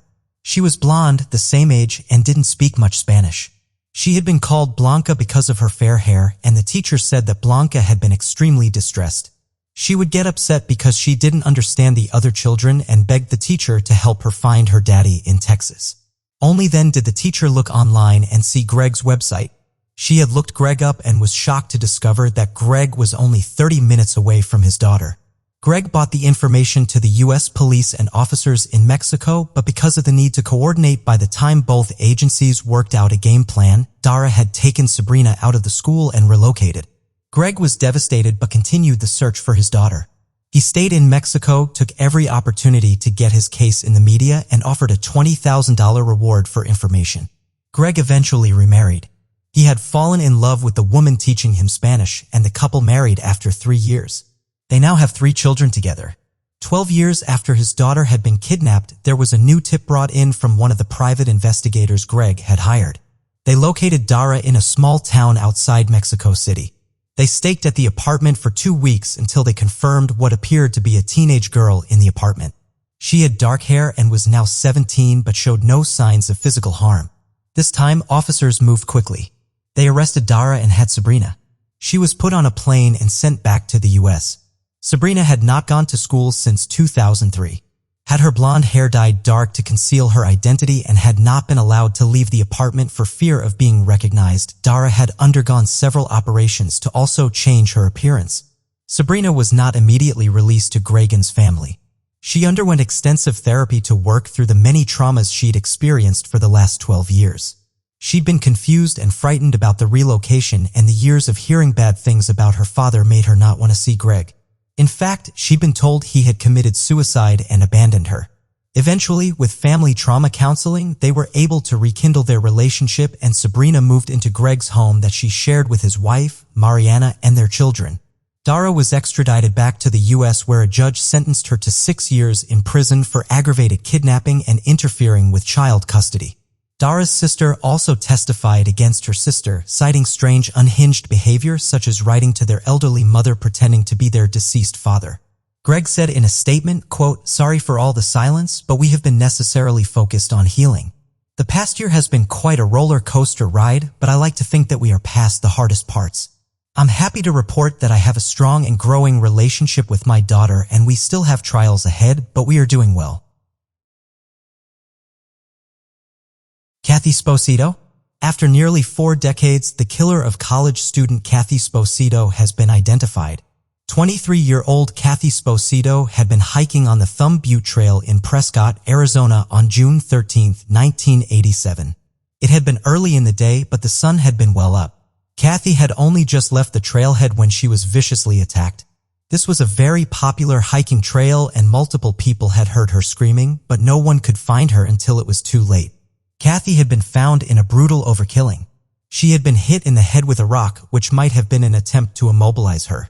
She had also been beaten with a ratchet that had been left behind by the killer, shot in the face, and stabbed. It had been a brazen attack. There were people around, it was daylight, and Kathy had fought back with every ounce of strength she had. People were responding to her screams and trying to find her. Years later, another woman was attacked in almost identical circumstances. This woman had been camping nearby and had decided to hike the nearby trail. She had only started the hike when she was attacked by a man with a rock in his hand. She had been sexually assaulted but survived the attack. The time of day, location, and date had been too much to have been a coincidence. The DNA evidence was catalogued, but at that time, nothing had come up and again the case went cold. The difference was that she had frozen and complied with her attacker's demands. Once his attack was over, he ran off into the woods. For decades, Kathy's murder would stump law enforcement. Eventually, her case was handed off to a volunteer cold case unit who worked the case for 12 years. And over the years, the case was reopened, opened, examined, re-examined by new detectives. Even decades later, tips still poured in regarding the young woman who had been killed on the Thumb Up Trail. Kathy was remembered as a vibrant young woman taken too soon. While attending Prescott College, she worked as a waitress and she'd moved from Brooklyn, New York 2 years prior. Attention in the case was focused on the ratchet that had been used to bludgeon Kathy, as it had not just her DNA on it, but also that of her killer.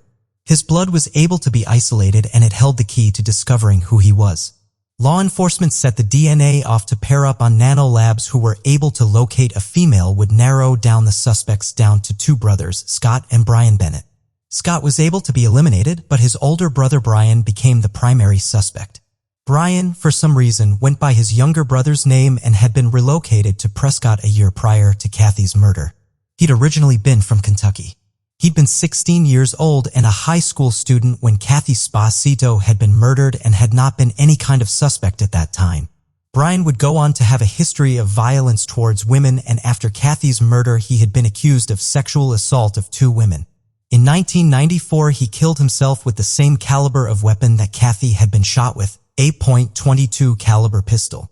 Law enforcement exhumed his body and they were able to get a positive match to Kathy Sposito's murderer as well as a sexual assault that happened years later. The announcement was made on August 25, 2023.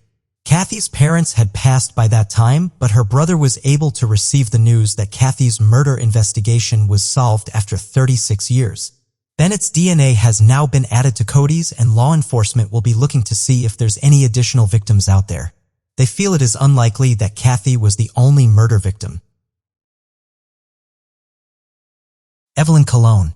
On December 20, 1976, passers-by making their way along Interstate Road 80 near the Lehigh River in Carbon County, Pennsylvania, made a harrowing discovery. Underneath the bridge lay 3 suitcases that had been thrown from the bridge above.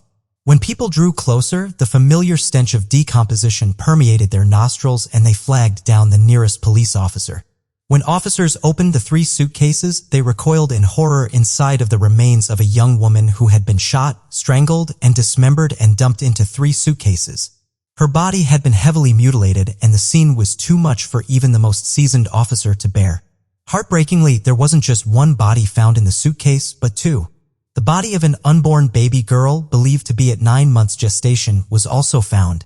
Woman had also suffered sexual trauma before her life was taken. Investigators determined that the baby had been removed before the body was sawn into 10 pieces.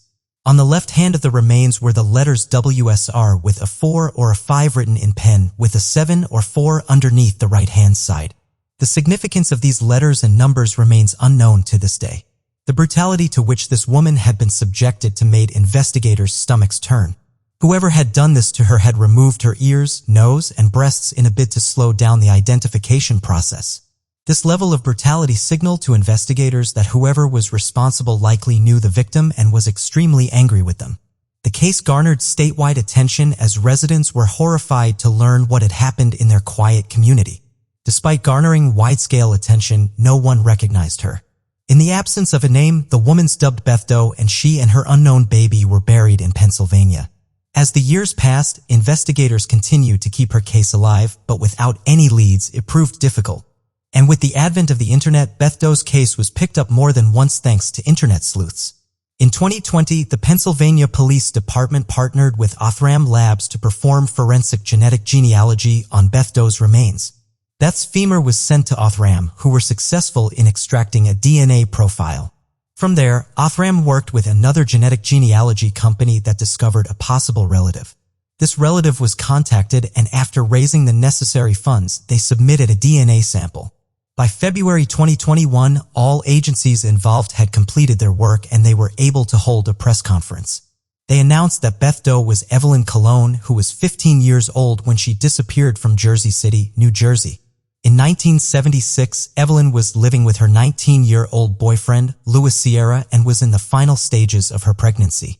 Louis was known to be abusive towards Evelyn, and her family urged her to leave him. Her family wasn't particularly fond of Louis, who had previously been a neighbor to the Cologne family but allowed Evelyn to move in with him due to the pregnancy. According to reports, Evelyn disappeared sometime in December of 1976.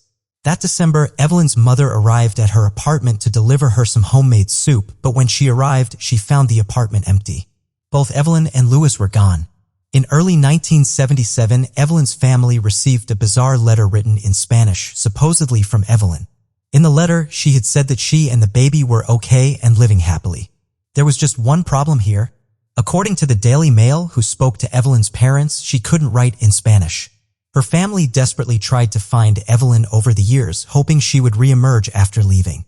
But she never came home. Louis was, of course, the police's primary suspect. And in March 2021, a year after she was identified, he was arrested and charged with 2 counts of homicide. Louis is now 63 years old and had lived in Ozone Park, New York for many years. Investigators believe that he didn't want the child and took matters into his own hands. The case is currently ongoing. Evelyn's surviving family members were shocked at the identification. They had never believed anything nefarious had ever happened to Evelyn and that she was just out living her life somewhere. In a statement to the media, her nephew said, quote, "I wanted to find her, but not find her deceased.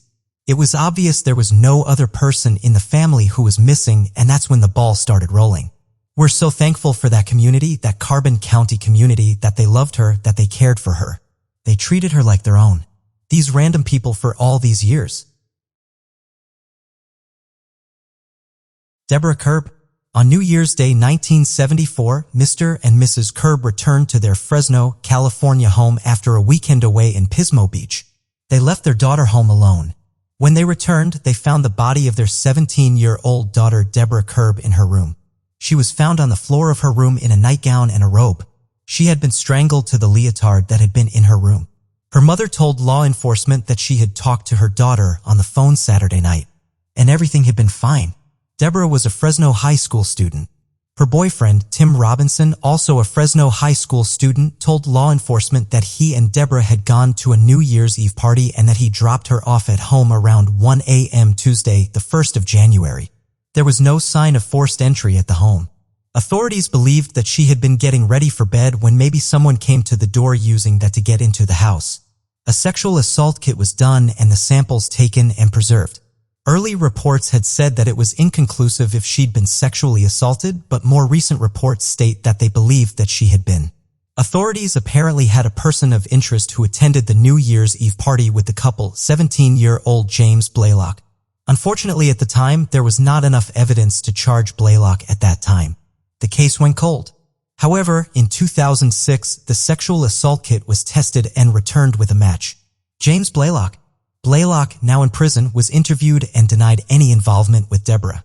When shown the DNA evidence, he changed his tune to say that they had consensual sexual encounter and that he had believed that she was alive. The district attorney filed the case, but it was dismissed due to lack of evidence. In 2021, detectives asked that the leotard that had been used as the murder weapon be tested, with more advanced DNA techniques. It came back with a positive match to James Blaylock. When detectives investigated further into the charges, they discovered that Blaylock, who was 66, had died in hospital in 2022. This has closed the case of Deborah Kerb. Her parents are deceased and never got to know who killed their daughter. James Blaylock had an extensive criminal record, which had included being a registered sex offender.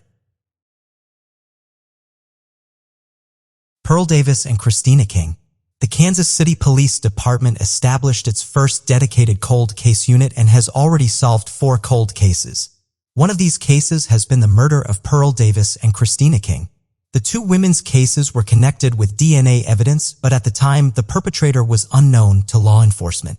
Pearl Davis's murder had occurred in 1996, and there's very little information available on her case. On November 22, 1996, Pearl was discovered murdered inside a home in Kansas City, Kansas. Her cause of death has not been revealed, and the only information available is that it was strongly believed that she didn't know her killer.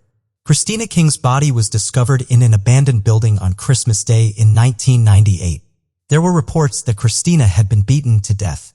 At the time of the murders, the cases weren't connected. But when the cold case unit was established, detectives discovered that DNA evidence had tied them together. Soon after, they were able to identify the source of that DNA as 52-year-old Gary Dion Davis. Senior Davis was a cross-country truck driver at the time of the murders. His DNA is being submitted to other states as law enforcement believe he is likely to have other victims out there. Davis has been charged with 2 counts of second-degree murder and is being held in custody on a $500,000 bond. His trial will commence in the new year. He faces life in prison if convicted of either murder. Family members of both Pearl and Christina attended the press conference but didn't speak. Both victims left behind an extensive family who have been shocked by the recent arrest. Susan Marcia Rose. The conclusion of this case is a little more unique. It wasn't genetic genealogy, there was no sting operation, and in fact, this case had very little hope of ever being solved. However, sometimes these things just happen. But on a random August evening, the now 68-year-old John Michael Ermer walked into the Portland, Oregon FBI office and confessed to the 1979 murder of Susan Marcia Rose in Boston, Massachusetts. Susan had been 24 years old at the time of the murder and had met Ermer while at a bar with friends. It had been Halloween night and he had offered to walk her home. While the two had walked into her building, the apartment on the first floor was being renovated, and it was then that Ermer grabbed a hammer and hit the woman on the head. Susan had been found the following morning. Her cause of death had been blunt force trauma. She had been sexually assaulted. There had never been a solid suspect in her murder. Ermer said that the following morning he left Boston and moved to New York. Susan had been from a small community in Pennsylvania and had been at her family's insistence that she should go out and see more of the country. It had been her coworkers that had to identify her body.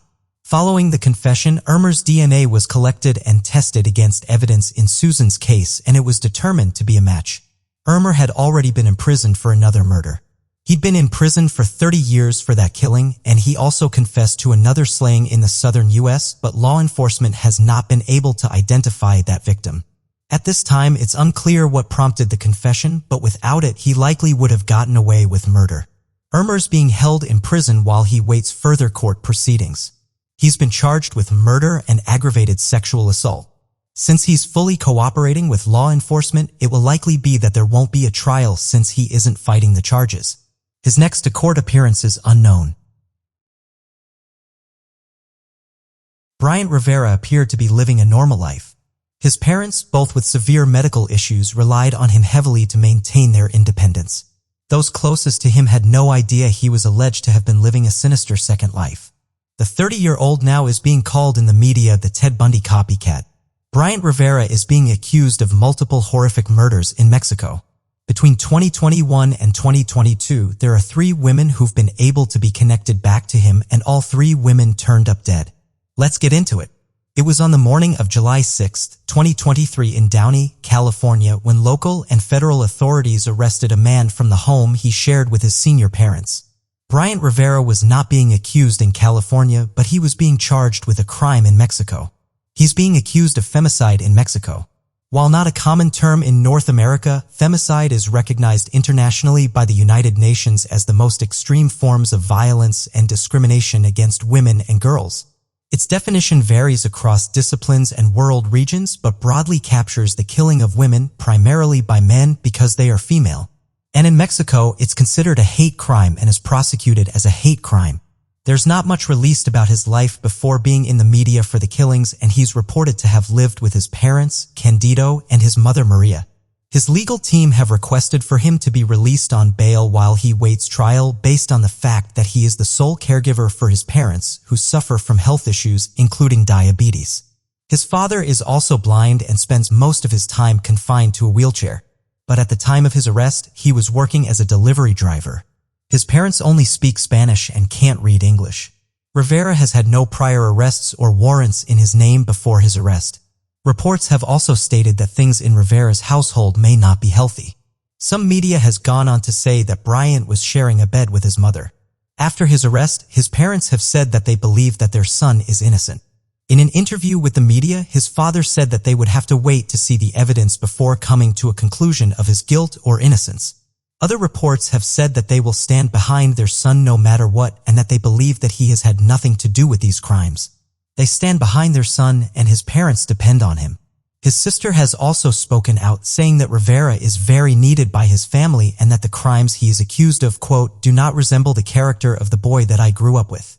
Would have never thought that he would, commit a crime of any sort. He's pretty much a nice guy. Like you would never think that he's a reserved, quiet person. And she has continued to advocate for her brother in the press. However, those who aren't in the family but are close to Bryant aren't surprised by his arrest. He was described by one friend that there had always been something off about him, but it was something that she couldn't pinpoint specifically. So what are the crimes he's being accused of? Authorities had already been looking for a serial predator as early as 2022, but they didn't have a solid lead until the murder of Angela Acosta Flores. Angela was a 20-year-old who had started dancing in September 2021 at the Hong Kong Gentlemen's Club in Zania Norte. Zania Norte is a legal red light district in Tijuana, Mexico, and it is believed to be one of the largest in North America. Sex work is legally federally in Mexico, and Zona Norte is one of the legal places for sex work. They require workers to have permits and regular health checkups to keep working. On the night of January 24, 2022, Angela's mother last saw her at approximately 8 p.m. when Angela had headed out to work at the club. She was an exotic dancer and occasionally also did sex work. She started her shift dancing when she met a man who called himself Eduardo, and he had asked for her to go back to his hotel room with him. She left with the man, letting her manager know where she was going. She texted her mother at 10:15 p.m. saying that she was going to the hotel nearby, Hotel Cascadas, with a client and that they would be in room 404. We could only guess that this was a safety measure put in place for when she left the property with a client. At 10:45 p.m., her mother texted her with no reply. She tried a second time at 11:15 p.m. with no answer from Angela. Her phone would continue to go unanswered and her mother started to worry. So she went down to the bar to investigate. She talked to a manager who said that Angela was probably still busy. Angela's boyfriend would get involved around 3 a.m. when he also went to the club. One of the bar staff told him that Angela had left with the gringo, who was about 5 feet 5 inches tall with a light brown complexion with a face full of acne scarring. They also knew him as Bryant Rivera from his credit cards and stated that neither had returned after they had left. The mother and boyfriend then went to the hotel and they both felt that Angela was in danger and that she probably needed immediate help. The hotel staff, however, would not let them in the room to investigate, so they waited until noon the following day. Then when an ambulance was called by hotel staff, a woman's body had been found. Her mother would use the Find My Phone app to track Angela's phone, and shockingly, the last ping for the phone was in Riverside, California. By the time Angela had been found, Bryant had already gone back to the U.S., crossing into the San Isidro point of entry just after midnight. The hotel was less than 3 miles from the border entry, so a 9-minute Uber or 30-minute walk. Angela's mother would have to identify her on February 2, 2022. Angela was found naked in the room and she'd been strangled and beaten to death. That showed Angela entering the hotel with a man just shortly after 10 p.m. Once they entered the elevators, Angela was never seen on the cameras again. Authorities found the name attached to room 404 was a man named Eduardo, the same name that he had used with the dancers at the Hong Kong Gentlemen's Club. Mexican authorities would later believe that this man was Bryant Rivera. The same man could be seen leaving the hotel an hour and a half after arriving with Angela, but this time he left alone. Tijuana is right next to the California border, and it would have been easy for him to get to the crossing in such a short time. Authorities believe that he must have taken Angela's phone with him, which would explain why the mother detected her phone over the border. No report has come out on whether the FBI or other officials have recovered her cell phone. The investigation would find similarities to a victim that was found in a dumpster in September 2021, but not many other details of that victim, including a name, have been released. She's been reported to have worked at the Hong Kong Gentlemen's Club for a short time, and Rivera may have been a client of hers, or she may have had a date with him in August 2021. It is believed that Rivera returned to Mexico in February 2022 and committed another murder. This time, a woman named Elizabeth Martinez Figueroa, a 25-year-old exotic dancer and sex worker who was also said to have worked at the Hong Kong Gentlemen's Club and has reportedly been on a date with an American on Valentine's Day. Police believe Rivera is this American man. Elizabeth was found in the back of her Jeep on February 17, 2022. She'd been strangled and beaten in a very similar way to the other victims. It is unknown when precisely the Mexican authorities discovered that Rivera may have been involved and that he lived in California. But his arrest warrant in Mexico was issued in November 2022, and January 2023 was the first time it was asked for by Mexican authorities to look for the man in California. Before Rivera was identified as a suspect, Mexican authorities in a press interview labeled this killer as a serial killer similar to Ted Bundy, who kidnapped, sexually assaulted, and murdered dozens of young women and girls. He was active in the 1970s with 20 confirmed killings. After years, he confessed to 30 killings before he was executed by the electric chair in 1989. His exact number of murders is still unknown. A fourth victim is also now being investigated to be connected to Rivera. The Mexican authorities have only said that they are now investigating fourth victim and that there could be potentially many other victims with a similar cause of death. All the women were exotic dancers who worked as sex workers in the red light district. They were all strangled and beaten and had sexual intercourse shortly before their death. Up until this point, there had never been any reports that any of the women were sexually assaulted. American authorities have also revealed that they did find evidence in the home of Rivera when he was arrested, including a hotel receipt that matched the hotel and time that one of the victims was killed. In July 2023, Rivera's lawyers filed an opposition to the request for detention. After Rivera's defense lawyer had filed and asked for conditional release based on his parents' needs for help due to medical reasons, a judge ruled that Bryant Rivera would be held without until his extradition hearing. Extradition can take months if not years for the process to move forward. Extradition can only happen if one country has an extradition treaty with the other country and that country has to sign a petition for the extradition of that person who is accused of crime and would like them to face charges in their country.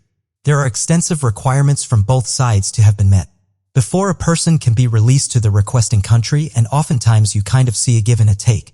If he is deported to Mexico, Rivera will face charges of femicide, which has a sentence of 65 years for each victim if convicted. He is and is still currently only charged with the death of Angela Acosta Flores, and Mexican authorities have said they are working on charging Rivera with more crimes. The media and authorities describe Bryant as a serial killer who cares very little for women, that he hates and targets sex workers, and he kills with fury, beating and then strangling his victims. This is only the beginning, and there may be more victims that are connected to this killer. And we see based on the murder of Angela that there's clearly a system here.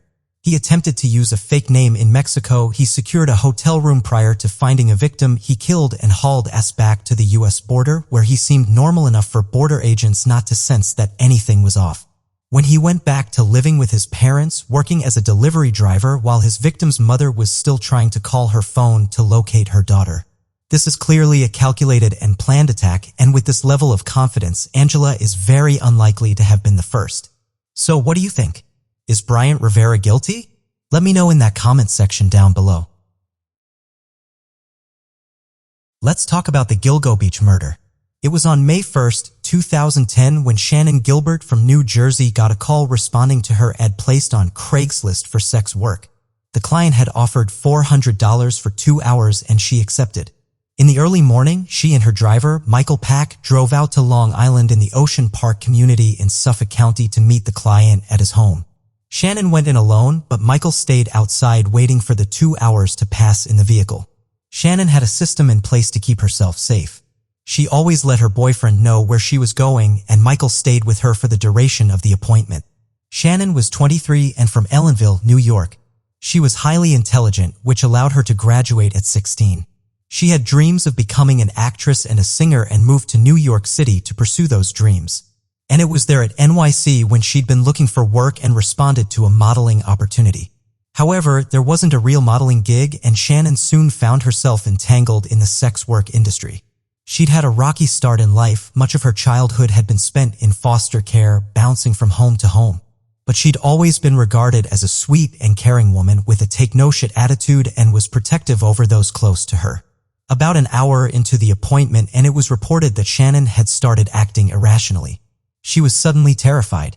The client approached Michael, asking him to get her out of his house, but Michael couldn't convince her to leave. She had locked herself in a room in the house and called 911. She refused to get in the car with Michael and was convinced that the men were trying to kill her. Michael doesn't know what she saw or what had happened in the home.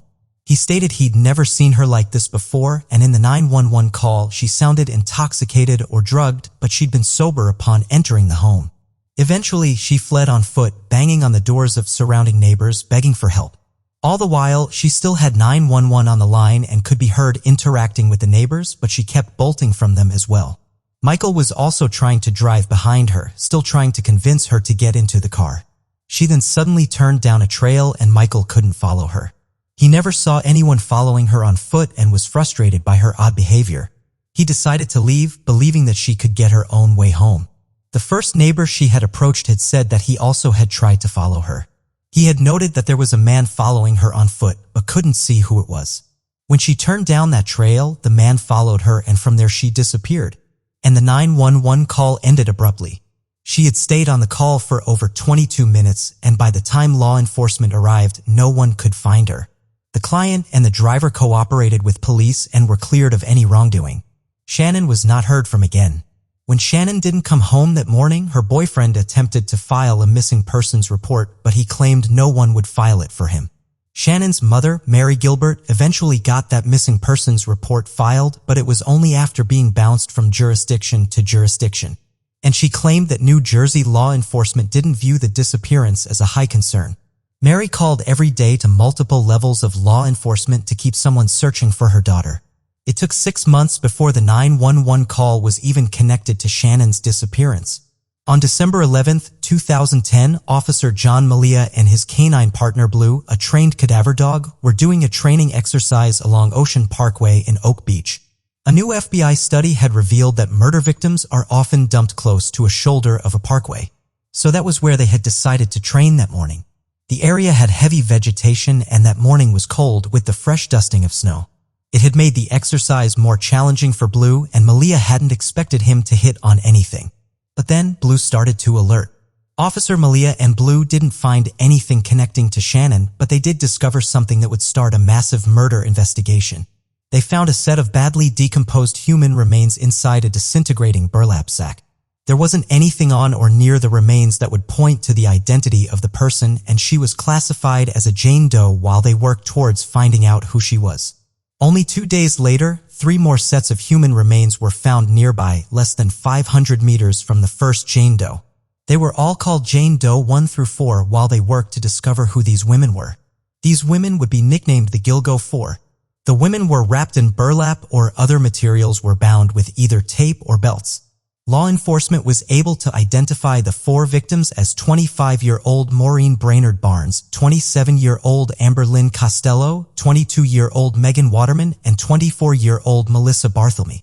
All 4 were similar in that they were all petite young women in their 20s, who at the time were working as sex workers, and they had all advertised their services on Craigslist or other similar sites. Though Melissa was the first body discovered, police would find that she was not the first victim of the 4 to go missing. Maureen was last seen in New York City on July 9, 2007. She was from Connecticut and had traveled to Manhattan for work. She was reported missing by a friend on July 14, 2007. Melissa was the second victim, who went missing on July 10, 2009. She had told a friend that she was going to go see a man and would be back in the morning, but she never came back. After not hearing from her for a few days, her mother reported her missing on July 18, 2009. Megan Waterman was last seen on June 6, 2010 at the Holiday Inn in Hatburg, New York at approximately 1:30 a.m. She had called her pimp saying that she was going to a convenience store near the hotel, but she wasn't heard from again. was reported missing on June 8, 2010, as her family was surprised she hadn't called to check in on her then 3-year-old daughter. Amber Lynn Costello was the last of these women to go missing, last seen on September 2, 2010. She was last seen at her residence in West Babylon. In the case of Amber, she had left her phone at home the night she went missing. Approximately the day before Amber had gone missing, she'd had a client come to her home where one of her roommates would pretend to be in and kicked up the client, keeping the money. The client was described as a large white male, approximately 6 feet 4 inches to 6 feet 6 inches in height, in his mid-40s with dark bushy hair and big oval-style 1970-type glasses. Her roommate described him as an ogre. He was seen leaving the residence in a first-generation Chevrolet Avalanche. The next day or later the same day, the exact timings are not confirmed by the roommate. The client had asked to see Amber again, but not at her home because of her quote-unquote boyfriend. Amber left her home, and it is assumed that she met with this client and was never seen again. It would start to become clear that the Gilgo Four were the victims of a serial killer. Law enforcement would start their search of the area again once the snow had melted in March 2011. With the help of the Canine Unit of Cadaver Dogs, police would continue the search for evidence and remains potentially connected to Shannon Gilbert. However, less than 3 weeks into their search, a 5th murder victim was found. Partial remains were found of the victim, who had already been known to law enforcement 8 years prior. In 2003, parts of a woman had been discovered in Manaville, a township nearby. The woman had been dismembered with a surgical instrument. The victim would later be identified as 20-year-old Jessica Taylor. Jessica is believed to have been working as a sex worker when she disappeared on July 26, 2003. She had disappeared from a bus stop in Manhattan. After finding more remains, the search continued and they found 3 more sets of remains on April 4, 2011. These discoveries would be a little different. They would discover the remains of an Asian male, still identified, believed to be between the ages of 17 and 23. With poor dental health and had been deceased for 5 to 10 years. His cause of death has been ruled a homicide, and it has been reported that he was killed in a different way from the other victims found in Gilgo Beach. The victim also appears to have suffered from a degenerative musculoskeletal disorder which may have caused them to walk with a limp. The victim was also found dressed in women's clothing, and they may have been transgendered. The other 2 victims found were the partial remains of a woman's head, hands, and right foot. She'd be given the name Jane Doe No. 6, and police would connect these remains to a torso that had been found in Manaville in November 2000. It would not be until May 2020 when she'd be identified as Valerie Mack via genetic genealogy. She had worked as sex worker and had gone missing shortly after the partial remains were found in November 2020. She had never been reported missing, which is why it took so much longer to identify her. The last set of remains found on April 4th were located very close to Mallory Mack and have yet to be identified. The remains were of a child aged between 18 to 24 months with an unknown cause of death. However, the toddler had been wrapped in a blanket and showed no visible signs of trauma, unlike the other victims. Along with the blanket, she was also wearing gold earrings and a gold necklace. She was given the name Baby Jane Doe. On the morning of April 11, 2011, police found 2 more partial sets of remains further down the Ocean Parkway, closer to Jones Beach. One of the sets of remains matched partial remains found on Fire Island, New York in 1996. Fire Island Jane Doe is also known as Jane Doe No. 7. And she is the most recently identified victim, with law enforcement announcing the discovery of her identity in August 2023. Fire Island Jane Doe is Karen Vergata, who was missing since 1996, making her one of the oldest victims. She had gone missing from Manhattan, and it is believed that she'd been working as a sex worker when she disappeared. The second set was originally not tied to this investigation, but in 2016, authorities announced that they had matched the remains with Jane Doe found in June 1997 in Lakeview, New York. Those remains were found in a large green Rubbermaid container. She had a visible tattoo of a peach, and she was given the name Peaches Jane Doe. Also at this time, they were able to confirm that Peaches was the mother of baby Jane Doe found on April 4, 2011. Peaches Jane Doe, baby Jane Doe, and the unidentified Asian person have yet to be identified. All the while this investigation was still ongoing, the search for Shannon Gilbert was still happening. Police and experts started to theorize whether the same person had killed all 10 victims. They were all disposed of in the same general area, but they didn't have all of the same MO, meaning that some were partial remains spread out in multiple places while others were intact, wrapped, and bound. Some would start to speculate that there were other killers who coincidentally all chose the same dumping ground to dispose of their victims. Others would theorize that the killer had aged and was not physically able to dispose of his victims the same way he had in the past. However, it could just be a matter of changing tactics to throw off law enforcement. We know that the Green River Killer would change up his method of disposal. He had tried to create random signatures to throw off detectives, and even staged bodies. But perhaps it's even a simpler explanation. Perhaps because it had taken law enforcement so long to find any of these victims, perhaps the killer didn't feel he needed to go through the much longer process of disposal than the first victims seemed to have had. Though the Gilgo Four were the first discovered, they were the last victims. The victims found later had been killed years prior. In December 2011, a year after the Gilgo Four had been discovered, police would finally find the remains of Shannon Gilbert. Her death would initially be considered inconclusive, and authorities have first announced that they believe she may have died by accident and is not connected to the other 10 homicides. The theory had been that she had gotten lost in the marsh and either drowned or died from exposure. Her body had been discovered in a marsh about half a mile from the path that she had last been seen on. Week before her body was found, some clothing had been found nearby and they were able to tie the clothing to Shannon. However, that conclusion didn't sit well with the family of Shannon, who requested a second opinion. Firstly, law enforcement had been out there less than an hour after the 911 call the night that Shannon had disappeared. They didn't report any sign of her. Secondly, her clothing was found separately and her bra had been cut cleanly between the cups. Lastly, the second autopsy revealed her hyoid bone had been punctured.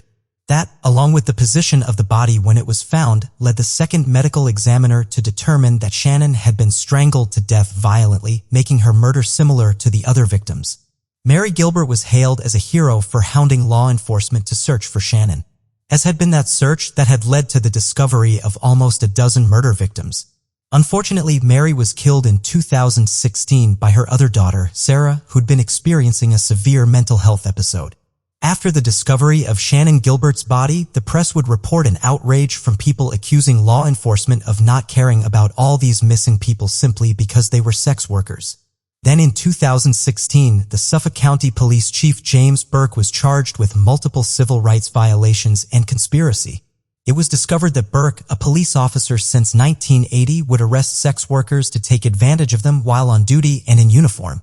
He was caught physically assaulting a suspect in custody, and he was found to be attempting to cover up his crimes once he was caught and also threatening witnesses.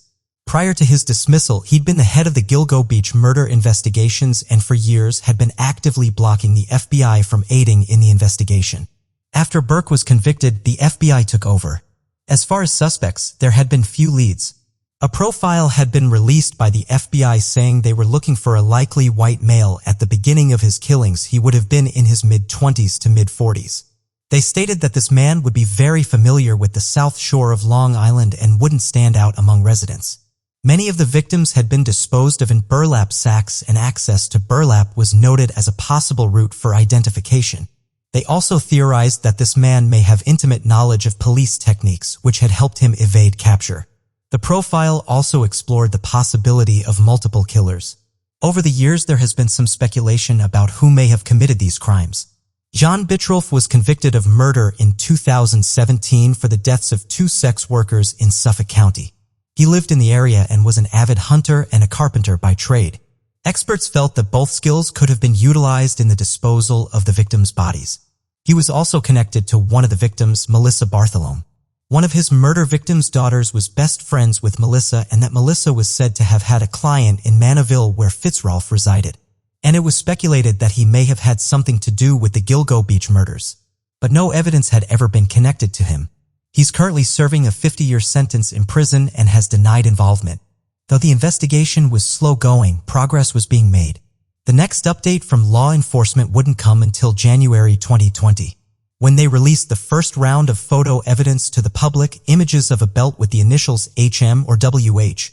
The next would be the identification of Valerie Mack in May 2020. In February 2022, law enforcement announced the creation of the Gilgo Beach Homicide Investigation Task Force. This would be a joint task force with local, state, and federal investigators coming together to work on the case as one. This was an announcement from the Suffolk County Police Commissioner, Rodney Harrison, who was appointed to the position in January 2022. Harrison said during the release, quote, "As I said on day one as police commissioner, I believe this case is solvable and identifying the person or people responsible for these murders is my top priority." He also added that some members of the group would meet daily. During the next few months, police released bits and pieces of information in the hopes of getting more tips from the public, hoping that it would lead to a killer. There wouldn't be any more major announcements until July 13, 2023, when it was announced that an arrest had been made in the case of the Gilgo 4. Authorities arrested 59-year-old Rex Hoyerman. Rex Hoyerman was an architect who ran a company called RH Consultants and Associates with their office located in Manhattan. The firm had been well respected, with several contracts with the U.S. federal government, New York City, as well as the Trump Corporation. He had lived in Long Island his whole life. Hoyerman was an avid hunter known to go on long hunting trips often. He attended high school with actor Billy Baldwin at the Massapequa's Burner High School and graduated in 1981. And shockingly, he was married with 2 grown children. His office was in Midtown Manhattan. His community had been shocked by his arrest, saying they didn't see anything suspicious from the man. He was described as large, a bit imposing, but no one could believe he was a killer. His wife had said she was shocked and knew nothing of his potential double life, and the two had been married for 27 years. He was arrested outside his Manhattan office and charged with first and second-degree murder in the cases of Melissa Barthelme, Megan Waterman, and Amber Costello. Police also strongly believe he was responsible for the death of Maureen Brainerd Barnes. At his arraignment hearing, he pleaded not guilty to all charges and has continued to state his innocence. After his arrest, bits and pieces of how they found Hoyerman as a suspect have now come out. One is phone records of both the victims and a burner phone believed to have been used by Hoyerman. A burner phone, or burner phone, is an inexpensive mobile phone designed for temporary, sometimes anonymous use, after which it may be discarded. It has also been released that the killer had used the phone of Melissa Bartholomew to call her 16-year-old sister Amanda with taunting phone calls after her death. The caller said, quote, "Is this Melissa's little sister? Do you know what your sister's doing? She's a whore." The caller then went on to go into explicit details about sexually assaulting and murdering her. The caller used Melissa's phone 7 times. One of the times, law enforcement had been able to ping the call coming from Midtown Manhattan close to Hoyerman's office. Evidence showed that the killer used Melissa, Megan, and Maureen's phones days after the disappearance to check their voicemails. And several other family members of the victims reported being harassed by someone claiming to know what had happened to their daughters. Hoyerman C's technology also showed an obsession not only with the victims and their cases, but with the victims' family. He had been trying to find out who they were, where they lived, and how to contact them. The calls ended after his arrest, when he couldn't kill as a way to relive the thrill. Further evidence has burner phones believed to have been used by Hoyerman in contact with all 4 women before they disappeared and in locations where they were found and went missing. Melissa was contacted by a burner phone on July 6, 9, and 10 in 2009 before she went missing. Megan was contacted by a burner phone shortly after she left the hotel. The client Amber saw that day before she'd gone missing had also used a burner phone to contact her. Early on in the task force investigation in March 2022, they were able to confirm that Herman owned a first-generation Chevrolet Avalanche during the time of the murders, specifically during the murder of Amber. As mentioned before, her roommate had said that the client that Amber had left with drove a Chevrolet Avalanche. Chevrolet Avalanche was seized from Rex Hoyerman's brother Craig's home in South Carolina after his arrest. They also discovered DNA evidence that has now been tied to Hoyerman. Hairs were found in some of the victims, specifically Maureen, Megan, and Amber. These hairs were from a woman and they had not belonged to the victims. And after going into Hoyerman's house, it is believed that the female hairs belonged to his wife, Asa Ellerup. One of Ellerup's hairs was specifically found in the belt, which had been found on Maureen. Authorities have yet to release how the initials are connected to Herman officially. A male hair was also found on Megan, and it was tested against DNA from a pizza box that police watched Herman put in the trash outside of his office. The DNA found on the pizza was a match to the hair found on Megan. It has also been released that Ellerup was out of town during the times that Megan, Melissa, and Amber's disappearances. She's not considered a suspect, and neither she nor their grown children are believed to be involved in the murders. Ella Rupp has since filed for divorce after the arrest and has asked for privacy for her and her children. Additionally, at the time of his arrest, Rex Heuermann had a burner phone on him. The burner phone was connected to an email account known in court documents as Thok Email, which was linked to thousands of internet searches related to sex workers, sadistic, torture-related pornography, and inappropriate child materials. The email account was also used in more than 200 searches between March 2022 and June 2023 related to active and known serial killers, the specific disappearances and murders of Maureen, and the investigation into their murders. They also included searches into Long Island Sierra killers. Following the arrest, investigators spent almost 2 weeks going through the house of Heuermann. The news showed evidence being removed for days. The home was located in Massapequa Park, across from the bay where the remains were found. Investigators concluded their search of the home on July 25, 2023, after the Suffolk County who is prosecuting this case talked about the massive amounts of evidence that was collected from the home. He would not talk about the details of what was found, stating that first everything would have to be tested for trace evidence, then if needed, DNA. He also stated that the backyard was checked with ground penetrative technology, but nothing of note, meaning remains, were found in the backyard. Rex Heuermann was in possession of 92 handguns. They found a vault that contained both handguns and other rifles. Law enforcement described the vaults of weapons as an arsenal and concluded that there were up to 300 weapons. He also reported that the house was very cluttered and it would take time to review all of the evidence. Nothing more has been released of specifics found at the home.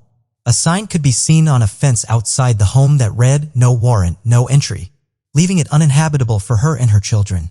She was not seen at Heuermann's most recent court appearance on August 1, 2023. It was the first appearance since his arraignment. This was when prosecution put forth 13 years of evidence stating this was only the first batch. Both Nevada and South Carolina authorities are also looking into links into other unsolved cases. Rex Heuermann owns a timeshare in Las Vegas that he's had since 2004. He also owns a large property in South Carolina, which he often visited. He is alleged to have said that he purchased the property to retire in. Law enforcement also seized several storage units owned by Heuermann. They have revealed that they were hoping to find trophies kept from the victims, anything that can tie him to the remaining murder victims. People who knew Rex Heuermann are starting to come forward with disturbing stories of what he was like before his arrest.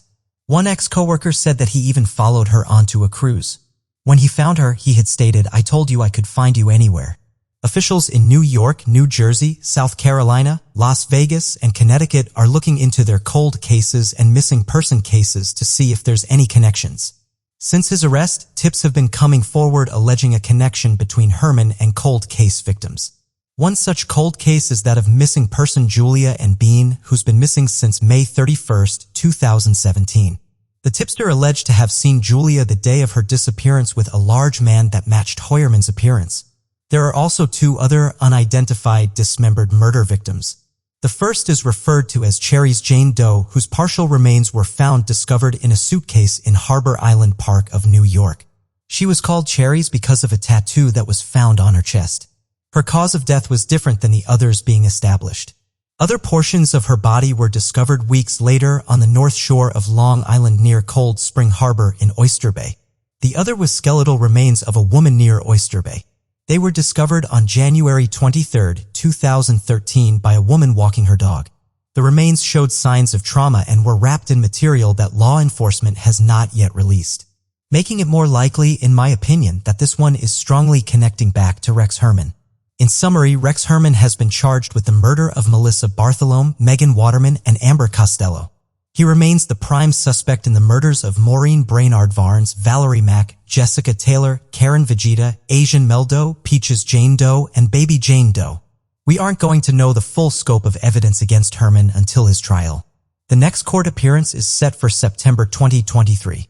His trial likely won't be until 2024. The DA is still working on evidence in the case of Maureen Brainard Barnes, including the DNA found on hairs previously released in the bail documents. Bartholomew's mother, Lynn Bartholomew, told NBC News, quote, "I'd like him to suffer at the hands of other inmates. Let him receive what the girls received. Death is too good for him. It's too easy." Has been placed on suicide watch. This case is still ongoing. Rex Hoyerman has not been convicted of this crime and is still awaiting trial at this time. As there is still a lot of evidence to go through, there may still be further charges. It is believed that his trial will not start until 2024. What are your thoughts? Is there any doubt in your mind that Rex Hoyerman is a serial killer? What evidence would solidify his guilt for you? Let me know your thoughts in the comments section down below.